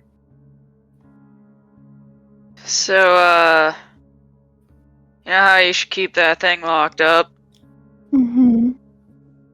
Yeah, you may want to do that soon. Right. I Crimson's... disagree. No. I think it's already bound to a form, and if we don't know its purpose, we should let it free for a little bit, just to see what it does. It's asleep right now, though. Hey, Colton. Veronica into arts and crafts? Specifically the flesh variety. Actually, it's easy. it's not even a question. She is. Yeah. I mean, you all It's saw a what my very ghoul large looked like. and not very exclusive class, I'm afraid. Almost every No. kindred dabbles into it at one point or another, if they live long enough. As this Not is to this happening, extent. Crimson's gonna rip part of her sleeve off and like tie up the little flesh blob Well, we can't all be Picasso. and kind of like tie it to her belt loop, kind of like a keychain. How are you doing that? So she has like really big like bat sleeves, right? Yeah. So she's ripping one of the sleeves off to make like rope kind of. And she's tying Tony Jr. to one end and then tying the other end of the rope thing to her belt loop. Okay, you know that this thing is like a little like, it's very fleshy. If it writhes around enough, it might be able to escape. I'm like wrapping it up like a ball, Okay. kinda. Okay. You know? No Okay. way of escaping. Okay, roll Little me a keychain. craft and dexterity to secure a little little slot for it, a little carrier. Okay, yeah. It's gonna have to roll better than that in order to escape. Got it. No, simply pop up. Frankly, this isn't a folks MO. Also, zombies. Isn't that a Hakata thing? Zombies. We got these weird Samitsis and Hakata.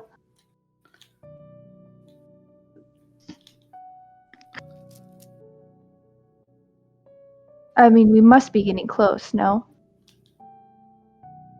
Yeah, According you to would the know story- based on your instructions. You are very close.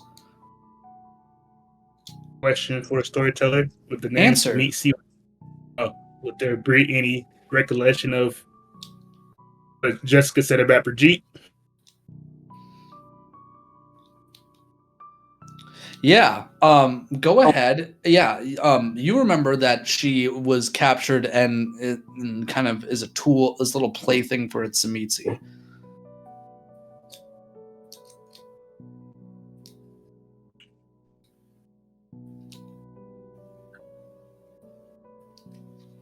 I hope she's still alive. I would say out loud. Who? I guess there's something about an old friend of ours and plaything of a Samitsi.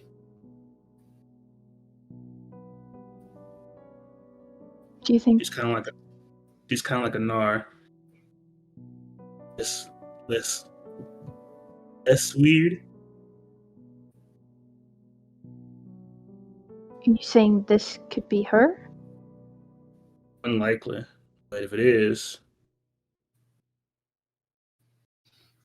I don't know if we have a response or anything to me.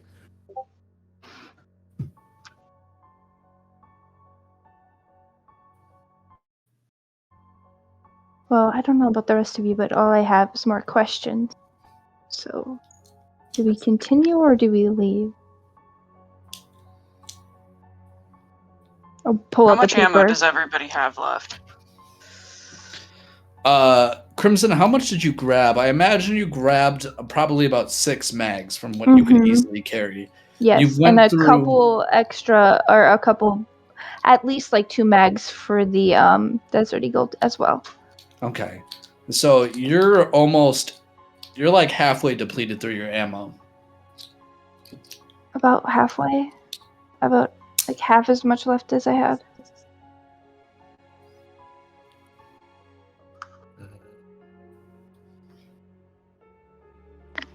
What about you, Tony? I would say that everyone's well. I don't think Tony, you've shot that many rounds. I shot literally 1 round. Yeah. Yeah, So so you're yeah, good. yeah. And I got my duffel bag on me, so I want to say, if I'm being greedy, I had 12 boxes worth of buck. Yeah, that's fine. I'll allow it. Thanks. And then 5 single rounds of Dragon's Breath, still not used. Well, you got all that C4. Yeah, Q. you. Forget about it. C4 does not exist to you guys. Of course not. Walking bomb. Imagine how crazy it would be if you could wipe our memories. Yeah. No, Imagine. no. No. That wasn't an idea for you. No. First of all, I ask for consent first. I'm a gentleman. That's what they all say. You would Is this feel about the me little. falling on you? You'd feel the little. You see, you'd feel Tony Jr. writhe and try to escape, and it's just kind of jerking around. But so far, it is unable to. I'd like scoop him up a little bit, be like, Tony Jr., what the heck? Oh, we were friends. Well, at least none of us can end up like that. And I'll like, with a single finger, like, bop him on the head a tiny bit. Not hard by any means. It stops screeching, and then it starts screeching a little bit. It's like a little mini screech, like. Like a Yeah, tribble? shh, be quiet.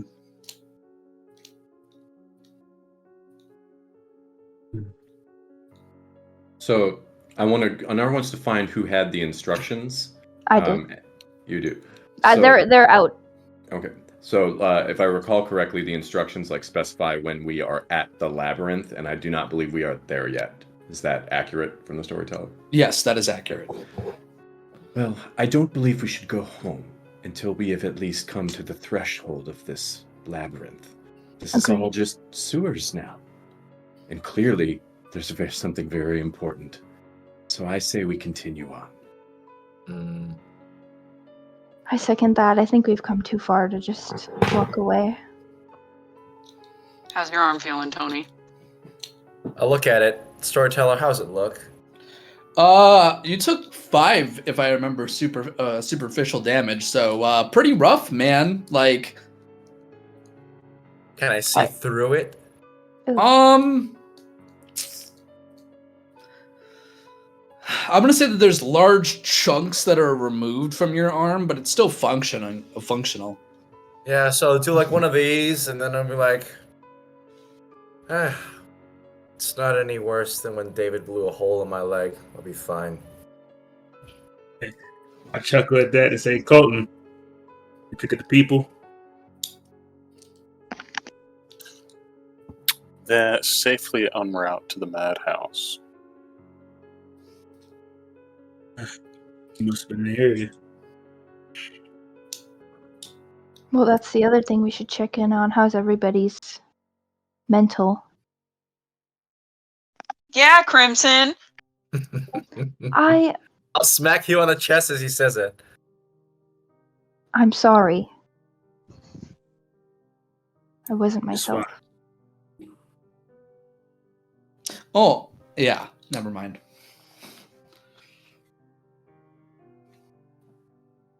But I feel as sane as I normally do, so.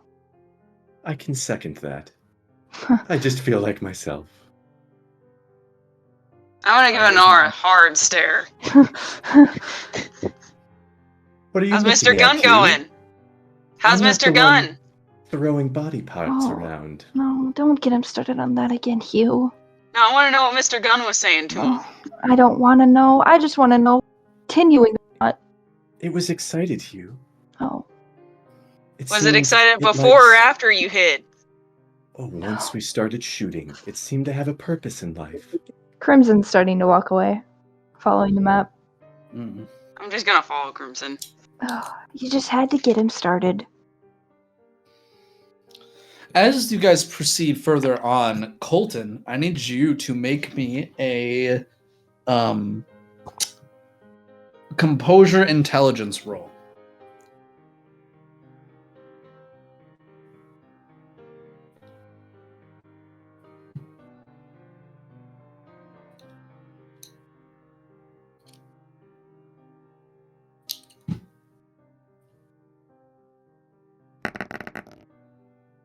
Okay, yeah, you pass. Like I said, you feel a certain thrum, but nothing comes of it.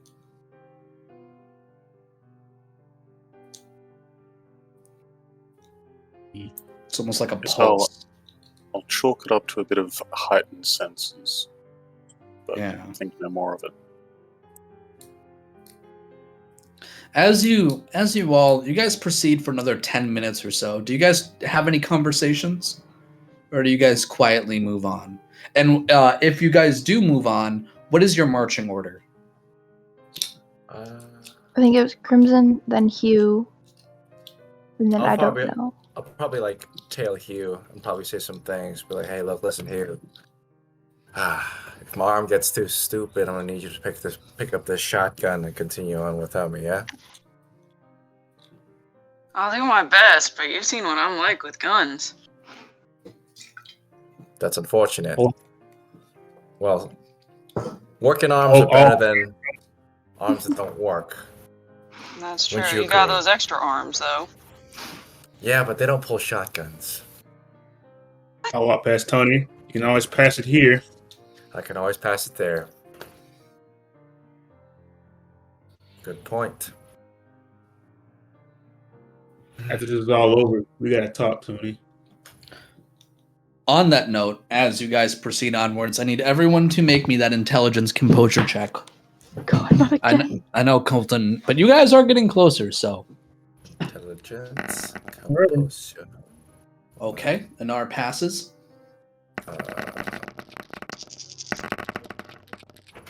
Oh. Okay. My dice just froze up. Okay, well. 2, okay. We'll wait on.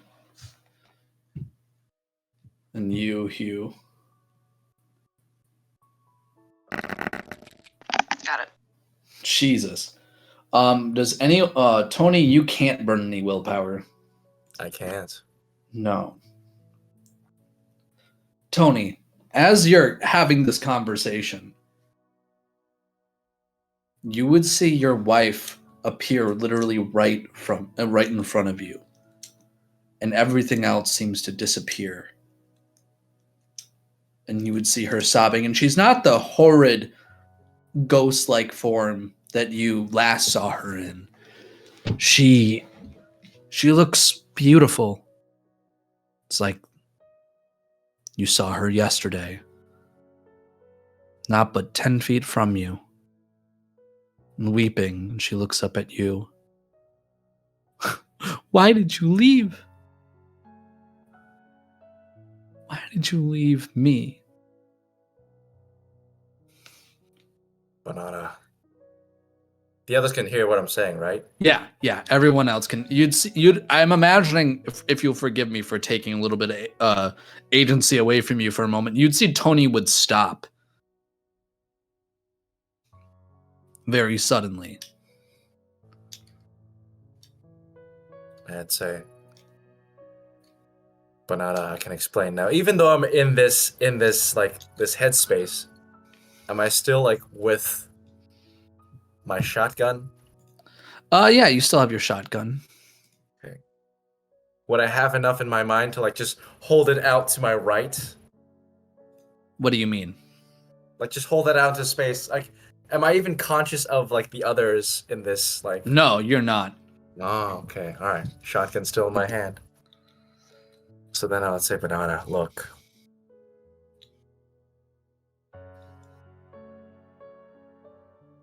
I didn't know.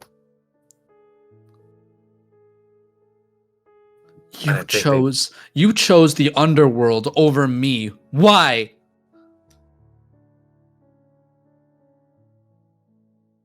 Banana, I didn't have a choice. And as you're saying this, you'd feel like almost yourself losing control of your conscious self. It's almost like you're lost in a wave of emotion, of regret, of remorse.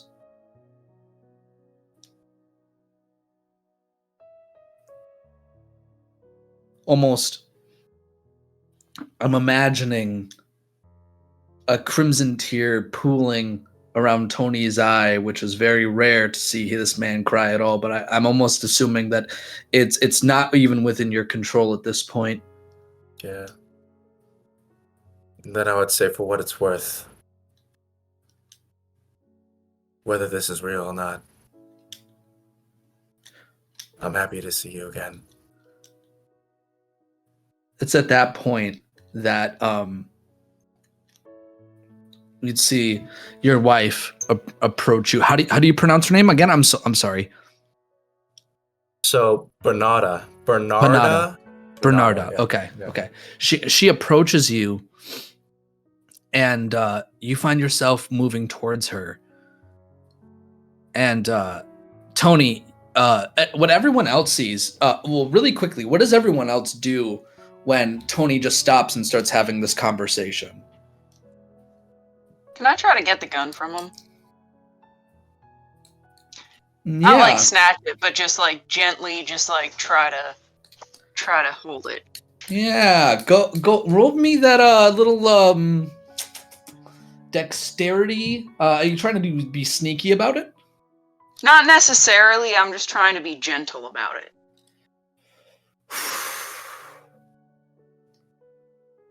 I think. Yeah, you know what? I have an idea how to do this. Tony, roll me a flat wits composure. Flat wits composure. So no hunger dice involved. Hunger dice involved. Okay, wits composure. Well, while Hugh's moving to kind of like slowly take the gun. Oh fuck! All right, slowly taking the gun. What is everyone else doing? Colton wants to walk up to Tony, pull out his revolver, and have it so that it's like beside his ear. Obviously, not aiming it at him, but I'm going to try and snap him out of it. Okay. How close do you get the revolver to him? Pretty close, like a foot, less than a foot. Okay. Is anyone else doing anything? Anar would just turn around and be kind of chuckling and might just say lightly, "It's like you all just become Malkavian for a moment." And then he'd turn around and he would be looking in the direction of wherever we're supposed to go. Crimson would like once you realize what's happening, stop with just the map in our hands and like it's slowly going down to her side, like just in awe of seeing Tony so vulnerable. I suppose. Now I'll stop Hugh's hand and trying to take the shotgun. All right, so here's what's gonna happen. Give me 1 second here. This is things are gonna get. All right, here we go.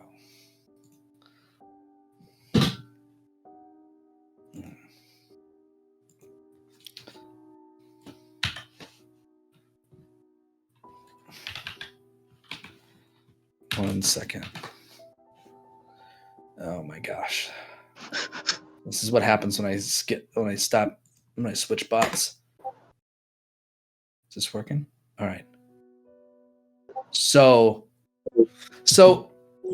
Tony, this starts out like the vision continues as it was. Bernarda approaches you, and for the first time in a century, you feel her touch.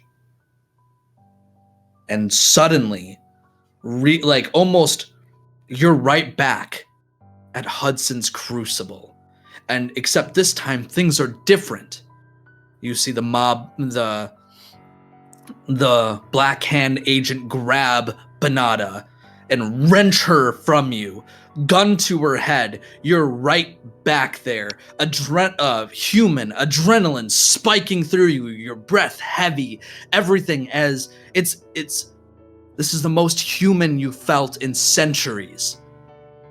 And now is your time.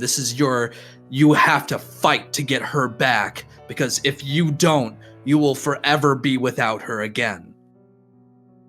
And it's then that you hear a gunshot go off right in your ear. And just like when you were mortal, it's almost like a flashbang, like deafening your senses. You hear the loud ringing of like almost a tinnitus ring. What do? And you feel like you're surrounded by these goons that you once had to fight. Do I still feel the gun in my hand? Yeah, you do. And you feel one of the goons try to wrench it from you. So then I'll jerk it out of their hand and then elbow them. And then zero my gun in on the leader of the Black Hand. And I say, "You let it go, you son of a bitch." Okay, so this is what everyone else would see. Strength, I'll say strength melee on Hugh to push him back, and then as you level the gun, we'll narrate who that is towards in a moment. Hugh, roll me the same, please. Except you can do strength athletics if you want. Or dexterity athletics, whichever one.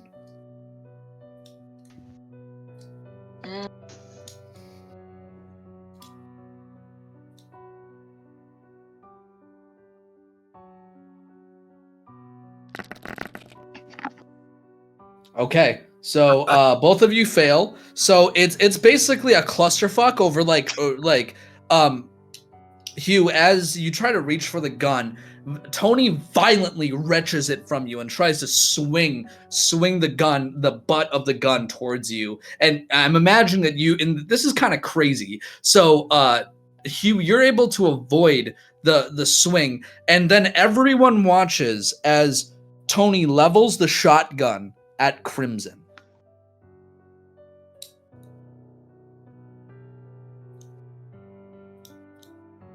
Roll me dexterity firearms. Who? Tony. You roll me. I'll give you a chance to react, Crimson, since you were watching him. Dexterity athletics. Okay, hold on. Do you have anything you can use to buff yourself? You can rouse the blood. I think you have do you have celerity? Yeah. Do you have fleetness? Yes. I think. Let me look. Would this quick. technically not be combat? I mean, otherwise, I have an extra dice roll when in combat with Simon as an ally. Back when we fought that gargoyle, I think. Or no, it was when he was training me how to fight with a gun. Yeah, that only works if you're No, firearms. I know. I'm just 1 second.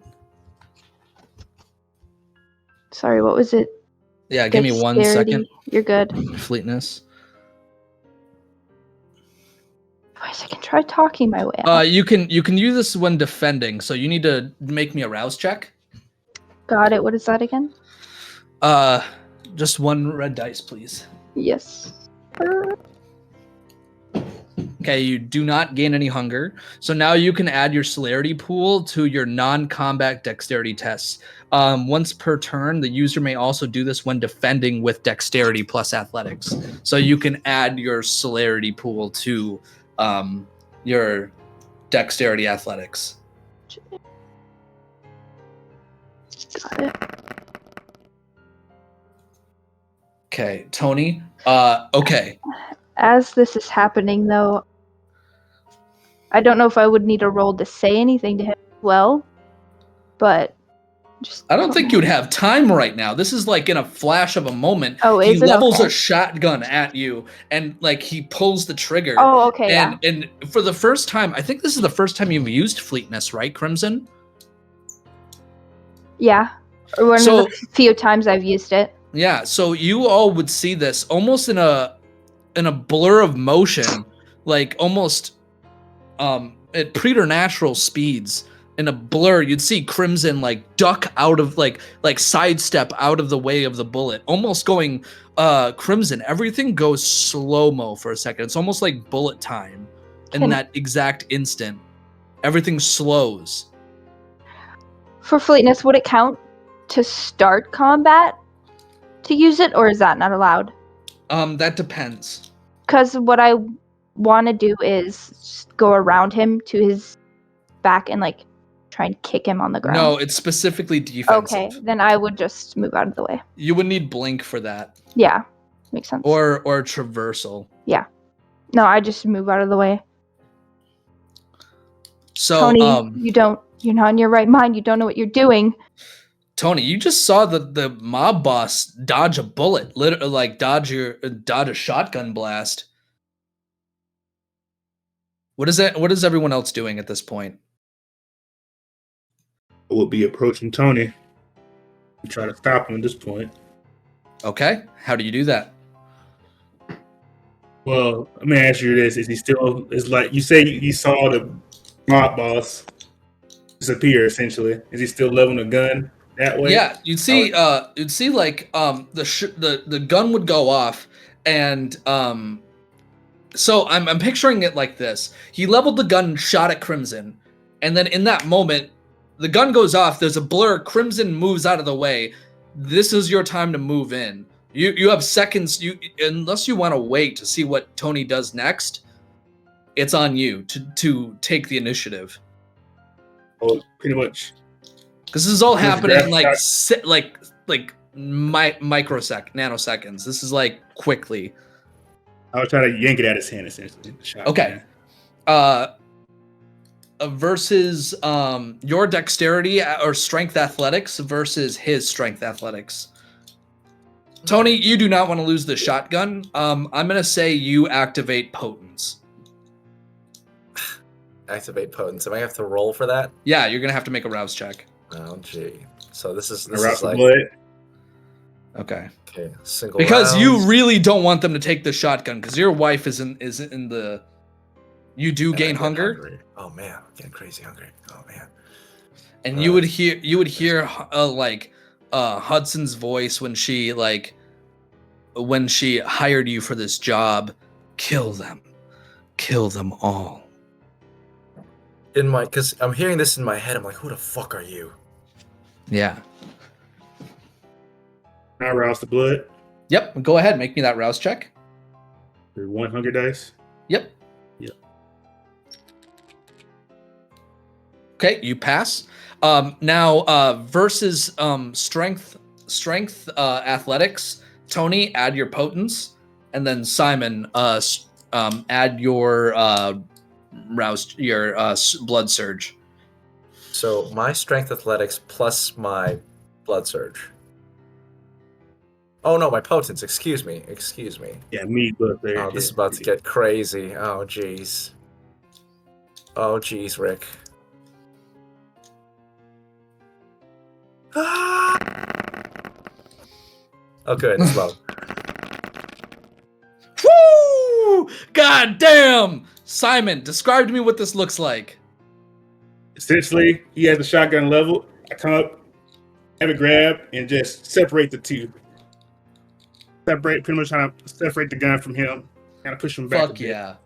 Fuck yeah. And I'll just yell, "Wake up, Tony!" Okay. Roll me a intelligence composure, Tony. Intelligence, composure. Boom. Boom. Oh man, I'm so hungry. Alright, they're all hungry Yeah. aces. Boop, boop, boop. Okay, you are able to snap out of it, but only as you see the consequence of what just happened. Simon, I imagine that you don't have a happy expression on your face, and neither do you, Crimson. Actually, really quickly, Tony, as you suddenly snap to, how is everyone looking at Tony right now? Like, and be realistic. Realistically, Crimson understanding, probably being the only one that understands what he's going through, would just be a concerned, pained expression, hoping he's okay. Not really upset at him. More worried. Colton. Oh, sorry. Also, I'll have like it's like a mixture of puzzledness and it's kind of the same look I gave Crimson away earlier, except it's a little bit more anger. It's like residual anger I have a bit towards Tony, so they look angry. Okay. Angry. Hugh. I'm just kind of mildly annoyed. We just talked about this. Okay. Colton. Not angry, just annoyed. Colton's awkwardly was wondering how he would fight someone not non-lethally, because he doesn't really do that, so he's kind of standing behind Tony, about to clock him on the back of the head with the handle of the revolver. Gotcha. And then Anar. So Anar would still kind of be out in front in the direction that they were going, but hearing the commotion, he'd kind of turn and look back, and the expression on his face would be like, "Are you done? Can we continue?" So as I come to, like my face is stiff for a bit. It's almost as if like the veneer fades back to how it was. Like it like the white, like the hall, the wedding hall, which it was where the Black Hand was holding my wife hostage, and the goons that were like around me just fades away, and it like all turns back into the sewer. And I'm like, I almost smile for a bit, and I'm like, huh. Shh. And then like, Simon has a shotgun, right? Yeah. It's still in one piece, Yeah. and I'll just swing my bag over, and then just hand him the duffel bag of the shotgun shells. Do you take it, Simon? Shrug and take it. And then I'll break into my coat and light 2 cigarettes this time. Like simultaneously, like you're double. Simultaneously, and then I'll pass one over to Hugh. Okay. Does Hugh take it? I will take it. And he'll be like, You good, Tony? Hugh, I was young again. And she was alive. It was so fucking real. You don't understand. As I'm doing this with my finger. That shit seems so fucking real. It is. It's not. I meant like it seems so real. Go to them, it seems. And how much more lucky are we gonna get? How more times are we gonna be able to talk each other down? You're just going to hear Anar just starting to laugh to himself at this point. Well, at Something this point, we more. know we probably shouldn't shoot at each other if we think we're seeing things. No, you don't understand. You don't know. It's like waking up into a dream. Or You a don't know how you nightmare. got there. Yeah, or a nightmare. And everything around you. You don't know that you're yourself. You know what I'm saying? Yeah. At that point in time, I didn't even know I was a vampire. Kindred. Fuck.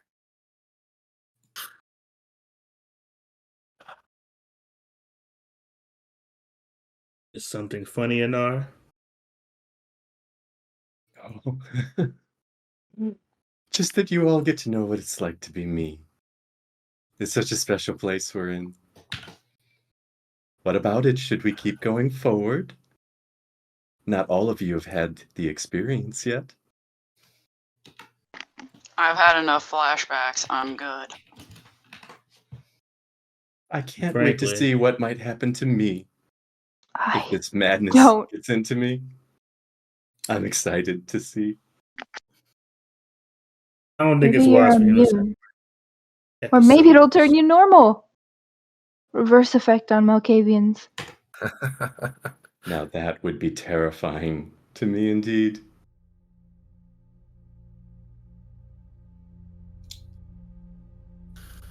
So I take it you guys continue. Hmm. Yeah. I'll pop up from my squat. Dust myself off, and alright. We're already this far.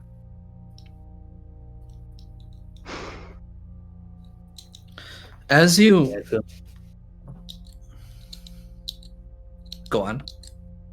Oh, you good. I'm just thinking out loud. As you round a corner, you're reaching the end of where the instructions lead you. It's then you see a dark, what seems to be corridor with what seems to lead into one of the abandoned underground subway lines. The sewers fade behind you. You do see a giant pool of water that stretches out before you of this section being flooded over time. Question for storyteller. Yeah. Is this close to or near the area where the whole Shelly Yep. thing happened? Yeah? No, it's not. No, okay. And it's then that you look at the next instruction as you see the passage before you, like a labyrinth ? We're here. I need everyone to make me a wits and awareness check, please. Okey-dokey. Is my aroused blood still active, or Yeah, I'll say so. is mine as well. Yeah. No, I don't think you roused the blood for. Okay, no, I think I just made a check. You're right. Yeah, you just activated fleetness. What's awareness, you said? But I will be fair and say that fleetness is still activated. What? What's your mystery roll, Hugh? That's me misclicking a button, storyteller. Oh.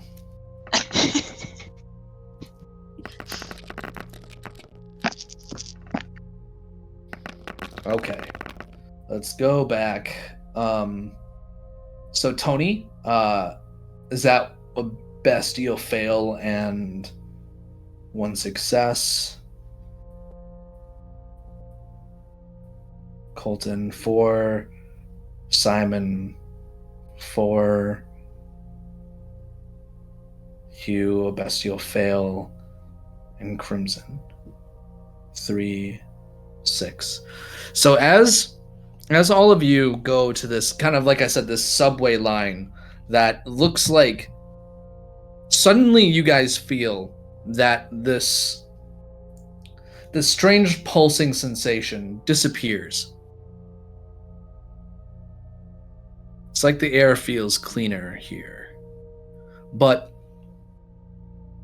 I'm going to say that Hugh and Tony don't notice it. Tony, you feel yourself becoming more and more lost in your hunger.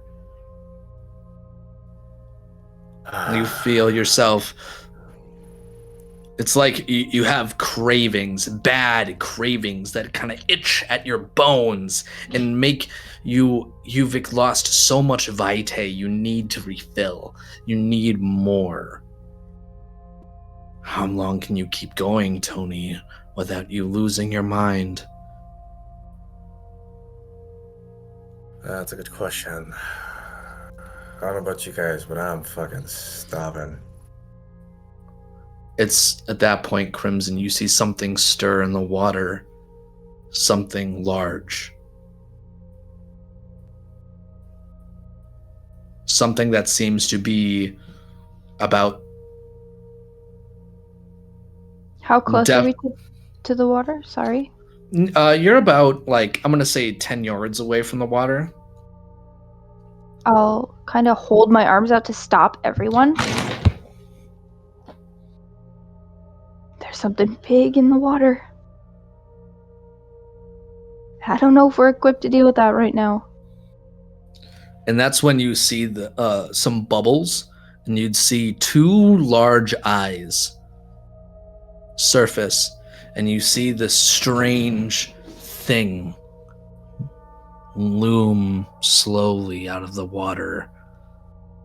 You see it almost looks like corpses fused into one giant creature, about 10 feet tall. It stares down at all of you as it slowly ascends. It seems that where you think that there's 1 head, you see 5. Where you think you see arms, you see massive claws. And you see tendrils that begin to, in fins that extend before you. A myriad of corpses and arms and legs jut out from this creature in strange ways. And you hear its voice come out like a deep rumble. What brings you to my home? You bring guns and violence to this place. You are not meant to be here. Explain.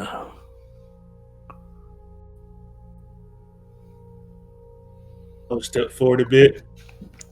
Brigitte, where is Oh, go on. Sorry. she? I'll step forward a bit and say, Brigitte, where is she?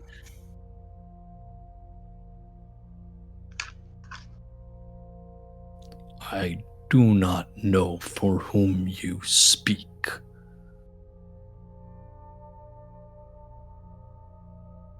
Who do you speak for? Or do you speak for yourself? I speak for the denizens of this place, the forgotten, the dregs, those who flee the surface to find sanctuary in what is below. Do you have a name? My name. You can call me Guardian, for that is what my function is. And as it speaks, you see like the three mouths at its head kind of all speak at once. But like the sound, like it's mouthing. It's the heads are mouthing the words, but you see the sound seems to be coming out of these almost slits on the sides of its like what you think is a thick kind of neck, and you can see that through like the chuffs of air that comes out with every phrase, every syllable. So then I'll type in and say, function, who created you? The master of this place, the first. Does he have a name? One that I would not give you. Again, what is your purpose? What do you want with this place? That which what we call home. We too are lost, some forgotten, in a way. We want answers. We're hoping to find them down here. Roll me a charisma persuasion. Or are you lying? Nope. Okay. Charisma what? Charisma persuasion. On that note, what's everyone's expression when they see this hulking creature? Pure exhaustion. Excitement. Ironically, I'm on the same page as you for once. Yeah, same. If anyone wants to roll me, Colton, sorry. Colton's looking to each individual face of each corpse, wondering if it's a hive mind or more a wall of wailing souls. Roll me a intelligence occult. And that goes up for anyone who wants to try to... Whew, crimson. We'll get to that roll in a moment. Well,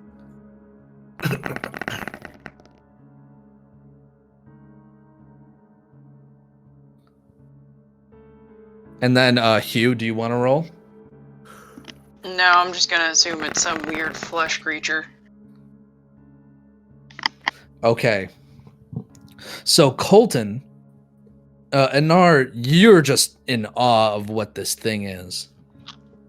Hold on one second. Let me look something really quickly.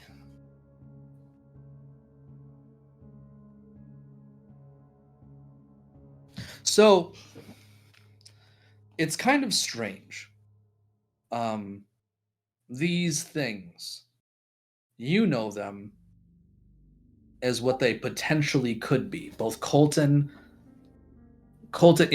you would know this. Excuse me, not Colton. You would. These resemble, of Vasad, a nightmarish leviathan that is created through vicissitude and blood sorcery. They were known for siege engines of the past, with terror and chaos as its primary goal. Normally, they have no personality. And it means that it also, as far as you know, it can also not be tricked. It cannot be, although it may be evaded or outrun, it is not likely to be out-defeated, however. It's a behemoth of a creature that you know would be almost certain death to you and your coterie if you fought it. Now, Anar, you would have heard rumors of these Samitsi flesh creatures, but you've never seen one this big. As far as Simon, you would have also have heard of these creatures, but you would not know exactly what classification this thing is. Now, going back to what Crimson said. A moment, let me look.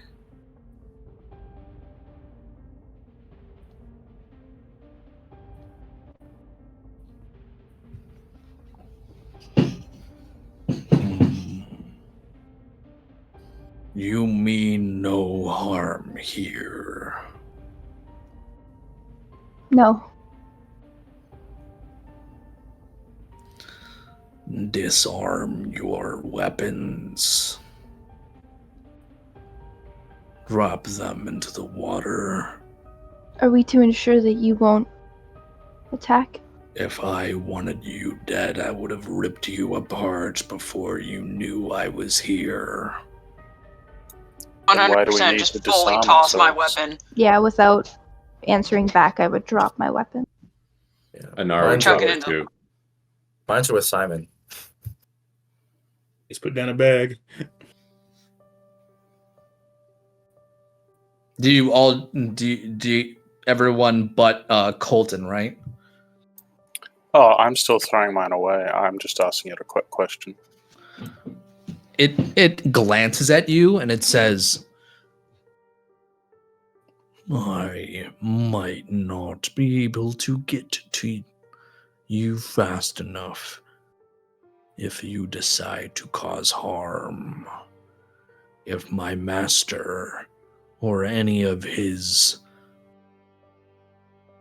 fingers senses you activate a discipline or power in this place, you will die. Have I made myself clear? Understood.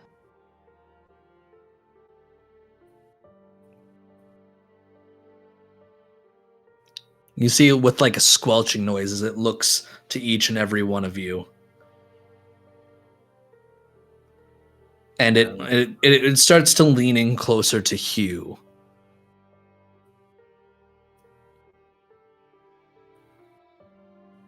And has now really quickly, if anyone wants to sneak anything past it, you're gonna have to roll me a stealth check. Are we just talking weapons or just anything we have on? Anything that it would perceive as a weapon. A lighter? It's up to you if you think it would perceive it as a weapon. Anar keeps his drug case because he does not consider it a weapon, and he wouldn't even think of it. But he has dropped the gun. Okay. She dropped the lighter too.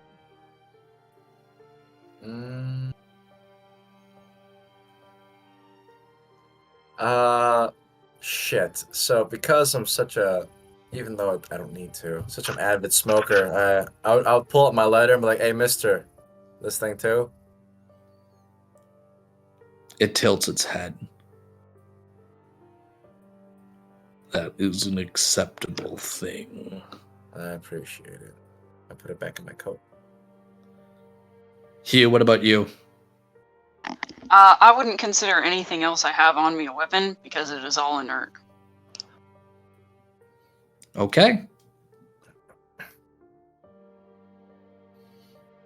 If just letting you know, there will be consequences if it's discovered. If it's discovered, I'll be like, dumping it into the water is also a terrible plan. That's fair. Simon, do you drop your weapons? Yeah, I put it down the bag. When I has that pistols, I put it on top of the bag. And you see the creature gesture towards one of the hallways, as it kind of slowly kind of descends back into the water. And it just says, as it descends, "I will be watching." Crimson would give like a curt nod, like of understanding.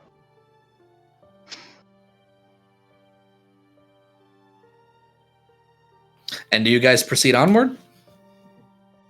Yeah. Mm-hmm. As you do, you go across the kind of like little pathway that's like through the water. And as you do, I imagine you guys open the door to continue on down these tunnels. Mm-hmm. And as you do, it's almost like you see a subculture. It's almost like an undercity. People and things, kindred, kind of what you can assume to be kindred and people even going about and walking. Most of them look like addicts. And you see a guy, what seems to be, he has like a shotgun, and he approaches you, and he has a balaclava on, or like a shitty ski mask on, and what seems to be an old military coat with like blue jeans and unkempt boots, approaches you. "Who are you? Who are all of you?" We're looking for some people. We're trying to get some answers. Well, I'm going to tell you this. Most people don't make it this far. It's kind of a pain to get down here. Well, clearly we're not most people and very determined. What are you determined for? The truth? Truth of what? What's happening? Because if this is some Camarilla business, we want nothing to do with it. Here for a friend. Personal business.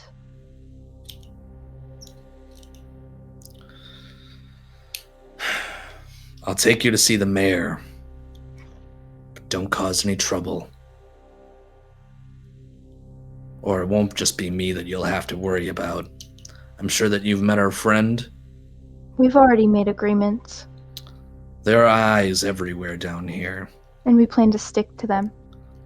This is a true, I think what you call an Elysium.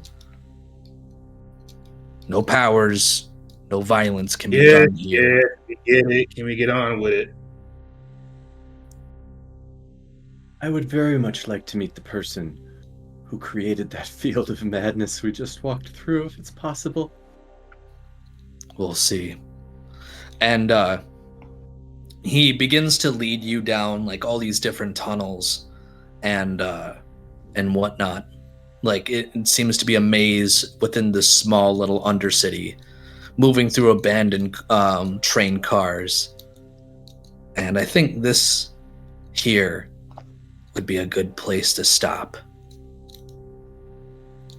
and end our session for now. All right. Hot dog. Yeah, pros, cons, favorite moment. We'll start in the order that we began. Anar, do you want to take it away to begin with? Sure. Also, really quickly, chat, feel free to engage in this as well. What you thought we did right, what you didn't like, and if there is something that you didn't like, please let me know how we can improve. Let us know how we can improve. And if there was a favorite moment of yours where you immersed, I know that there's a lot of stuff going on, but yeah, essentially that's that. Now carry on, Anar. Sorry. Yeah, no, pros, super fun session. Very immersive. Enjoyed the fight with the zombies. First combat in Vampire. Hey. Was it?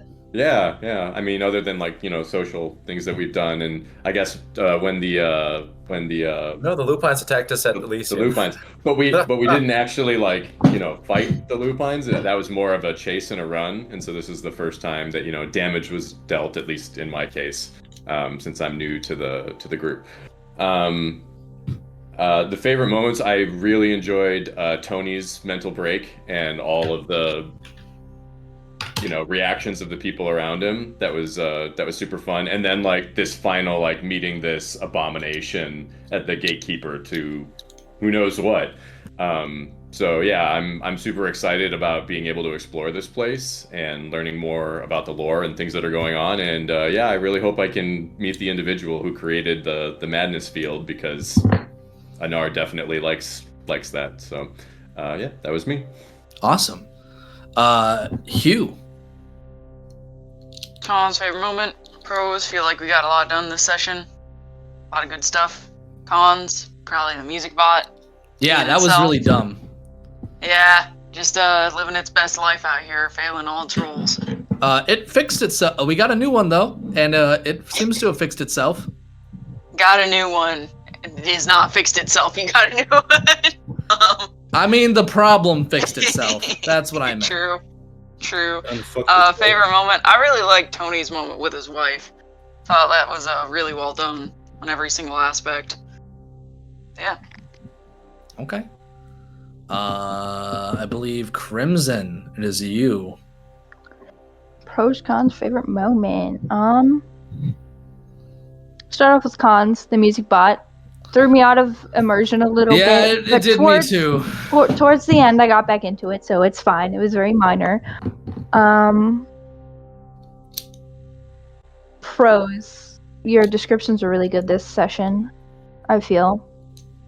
And the way you just described combat too, like position-wise, was really nice. Okay, cool. Favorite moment. I don't know. All the fight scenes were pretty cool, but definitely Tony's scene with his wife was very good. Top tier. Okay. Cool, Also, cool. really loved the like Lovecraftian horror of it all. Top tier. Loved it. Aw. Why, thank you. Was there anything else that you would like to add? No, I'm just really looking forward to seeing what happens. Yeah. All right, Tony, what do you got for me? I don't have any really cons. I mean, I could say music bot, but these things happen. No, I felt really immersed in this session. Really glad that I get to actually have a fight, and I'm not completely blown apart, because that's been the trend. Anytime I get into a fight, I just lose all my health. Yeah. You're kind of the group's tank, man. Essentially, but I'm not. What's it? Isn't Gangrel technically tank? Anything with mean- fortitude is pretty tanky. Yeah. All I know is I was really terrified when he went under. It's like, how are we gonna do with our tank? Oh, He's gonna man. kill us all. Oh, I jeez. think the funniest thing is on the tank and no one does it. Yeah. Yeah, that's really funny. I also, you guys got really lucky on some of those rolls with those zombies. If they had rolled a little higher. Yeah. I had to burn all my spendable willpower just so I can keep our skins alive. But worth it. No, like I think it was really, really cool how that all worked out. It's like, okay, the last willpower that I have available to spend, I had to use in order to keep the zombies restrained for us to be able to move down this passage. However, because I didn't have willpower to do the sanity check, I had to experience that whole thing, which, I'll be honest, like that was really cool, because like I felt like that moment. I mean, have you seen old movie, but Final Fantasy VII Advent Children? Yeah. You know that moment where he's riding the bike and then suddenly it's just like flowers? Yeah. It It felt like flashes that. to Aerith. Yeah, flashes to Aerith, exactly that. And it's so cinematically fitting, because like they're white Casablancas, and I'm literally there. It feels so fucking real. And then when he snaps to, he's back on that bike, and it's like, oh shit, I'm about to go over a fucking cliff. I gotta slow down. Yeah. Yeah. I thought that was really good. Yeah. Yeah, that was really, really cool. No, what I'm looking forward to, hey, like, yeah, like what's gonna happen next? What is this city? What is this town? Who's this mayor? What's this got to do with either any of those, three that are wanted, if at all? That's all I got. Okay. Colton, I know you were kind of a late start. I'm glad you were able to make it. Yes. It kind of played out kind of well, actually, the way it ended up happening. Yeah, it's fair. But no, pros, I liked your voice acting. It was good. Had a nice grave mind thing going on. Yeah, that's actually kind of Excellent. what I was. Yeah, that's cool. Thank you for picking that up. Cons, you were overly descriptive with the creature because I already knew about it and I wanted to brag by demonstrating information. But you said everything I was going to say, so con. Okay, you could have still said it to the group, you fucker. Nah, pros. I think I might have written this on chalkboard, but just something like there's an actual like distinction between areas. So this area in particular, it was a pain to get to. It's got a cool guardian thing. Yeah. Okay. Sweet. Yeah. Favorite moment would just be getting in and meeting the big boy. Yeah.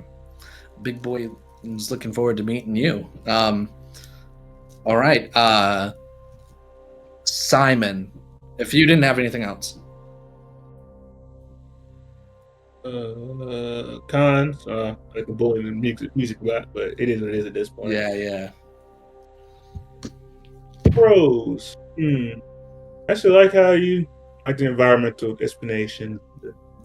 You know, I'm kind of getting a nice grasp of the setting I'm in, so I really appreciate that. Also, good acting, Tony, for your flashback and for Mrs. Rose's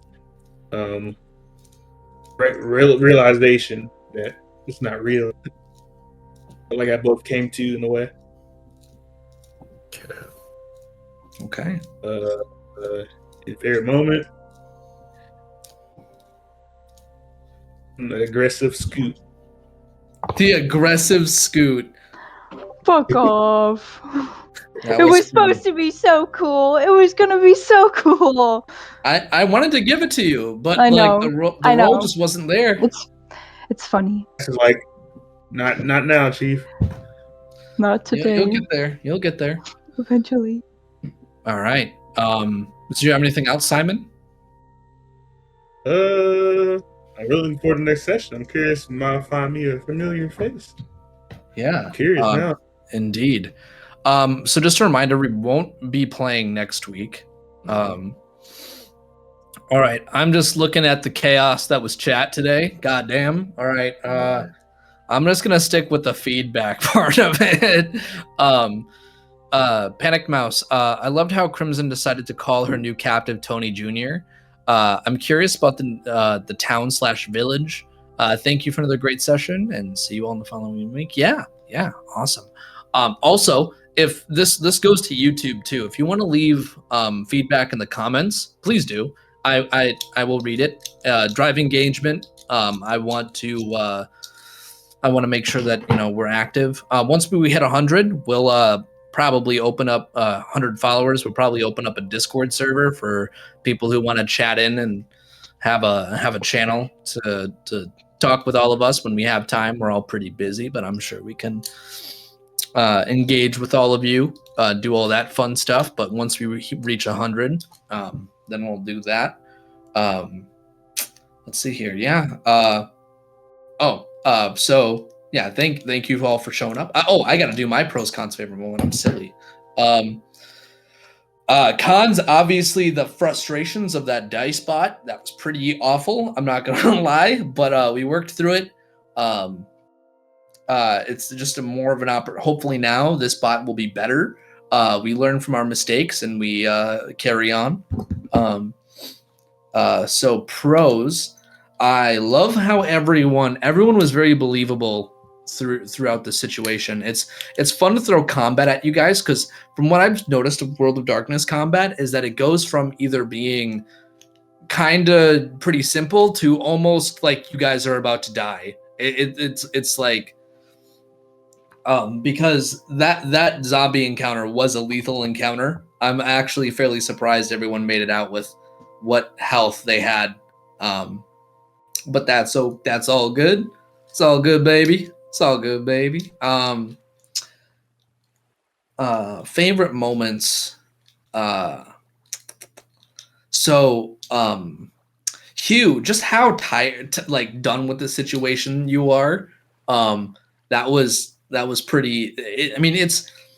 It's very indicative to how Hugh is. Like, I imagine Hugh prioritizes survival above all else. Hugh doesn't want to die in a sewer. Yeah. Like, he didn't die in a trench. He's not going to die in a sewer. Yeah. So, and Nar, I loved that statement of, like, this is how it's like you all are Malkavians for a night. That was really, I really liked that statement.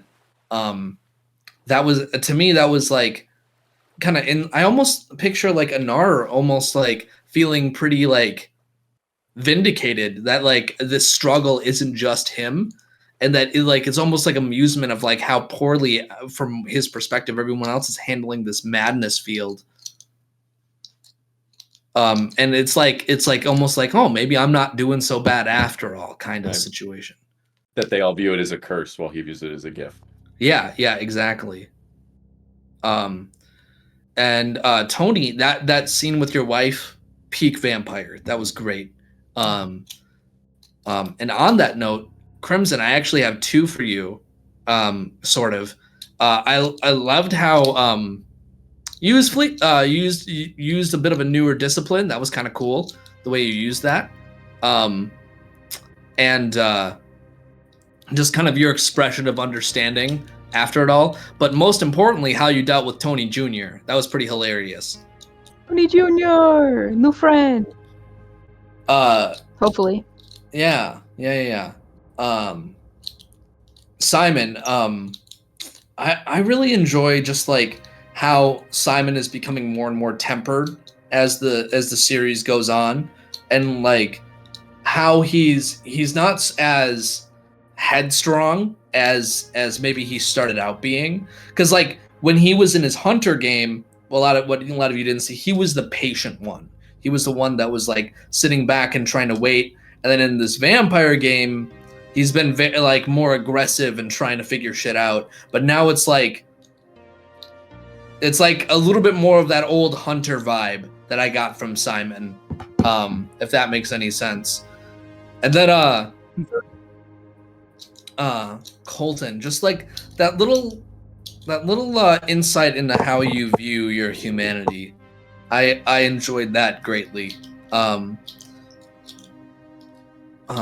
will be more for everyone to kind of engage with, because I felt like I only pulled on a few of you guys, but I'm glad all of you guys are in one spot, and now we can start playing with some new environments and some new role play scenarios. And Oh yeah, I'm excited that weapons aren't involved. I'm looking forward to see that, how everybody has to deal with just their words. Yeah. And talk their way out of everything. Yeah, I'm very curious to how this next session is going to go, because I got a lot planned. Yeah, so we're not playing next week, so we'll probably be playing on the 14th of March, I believe. That's going to be the next session. Kind of crazy. Well, while that's happening, you might look forward to some side sessions that we have planned. If we do get it done, get some stuff done in time. But on that note, I believe that's all I got for you guys. Please check out our music credits if you liked any of the music here. Are nice enough to have their music be labeled as free use. So they're awesome. And then check out our art. Instagram, if there's anything that you want to commission her for, I'm sure that she would be more than happy to. Check out our YouTube. We want to try to build up our YouTube just as much as we have our Twitch following, because there's going to be some stuff that we're going to release to YouTube only. So we want to try to drive engagement up there. And we appreciate you guys for coming with us as far as we have. We're almost at 100 and looking forward to keep doing this. Anyway, yeah. Thank you for your support, and catch you on the next time. Good evening. Deuces.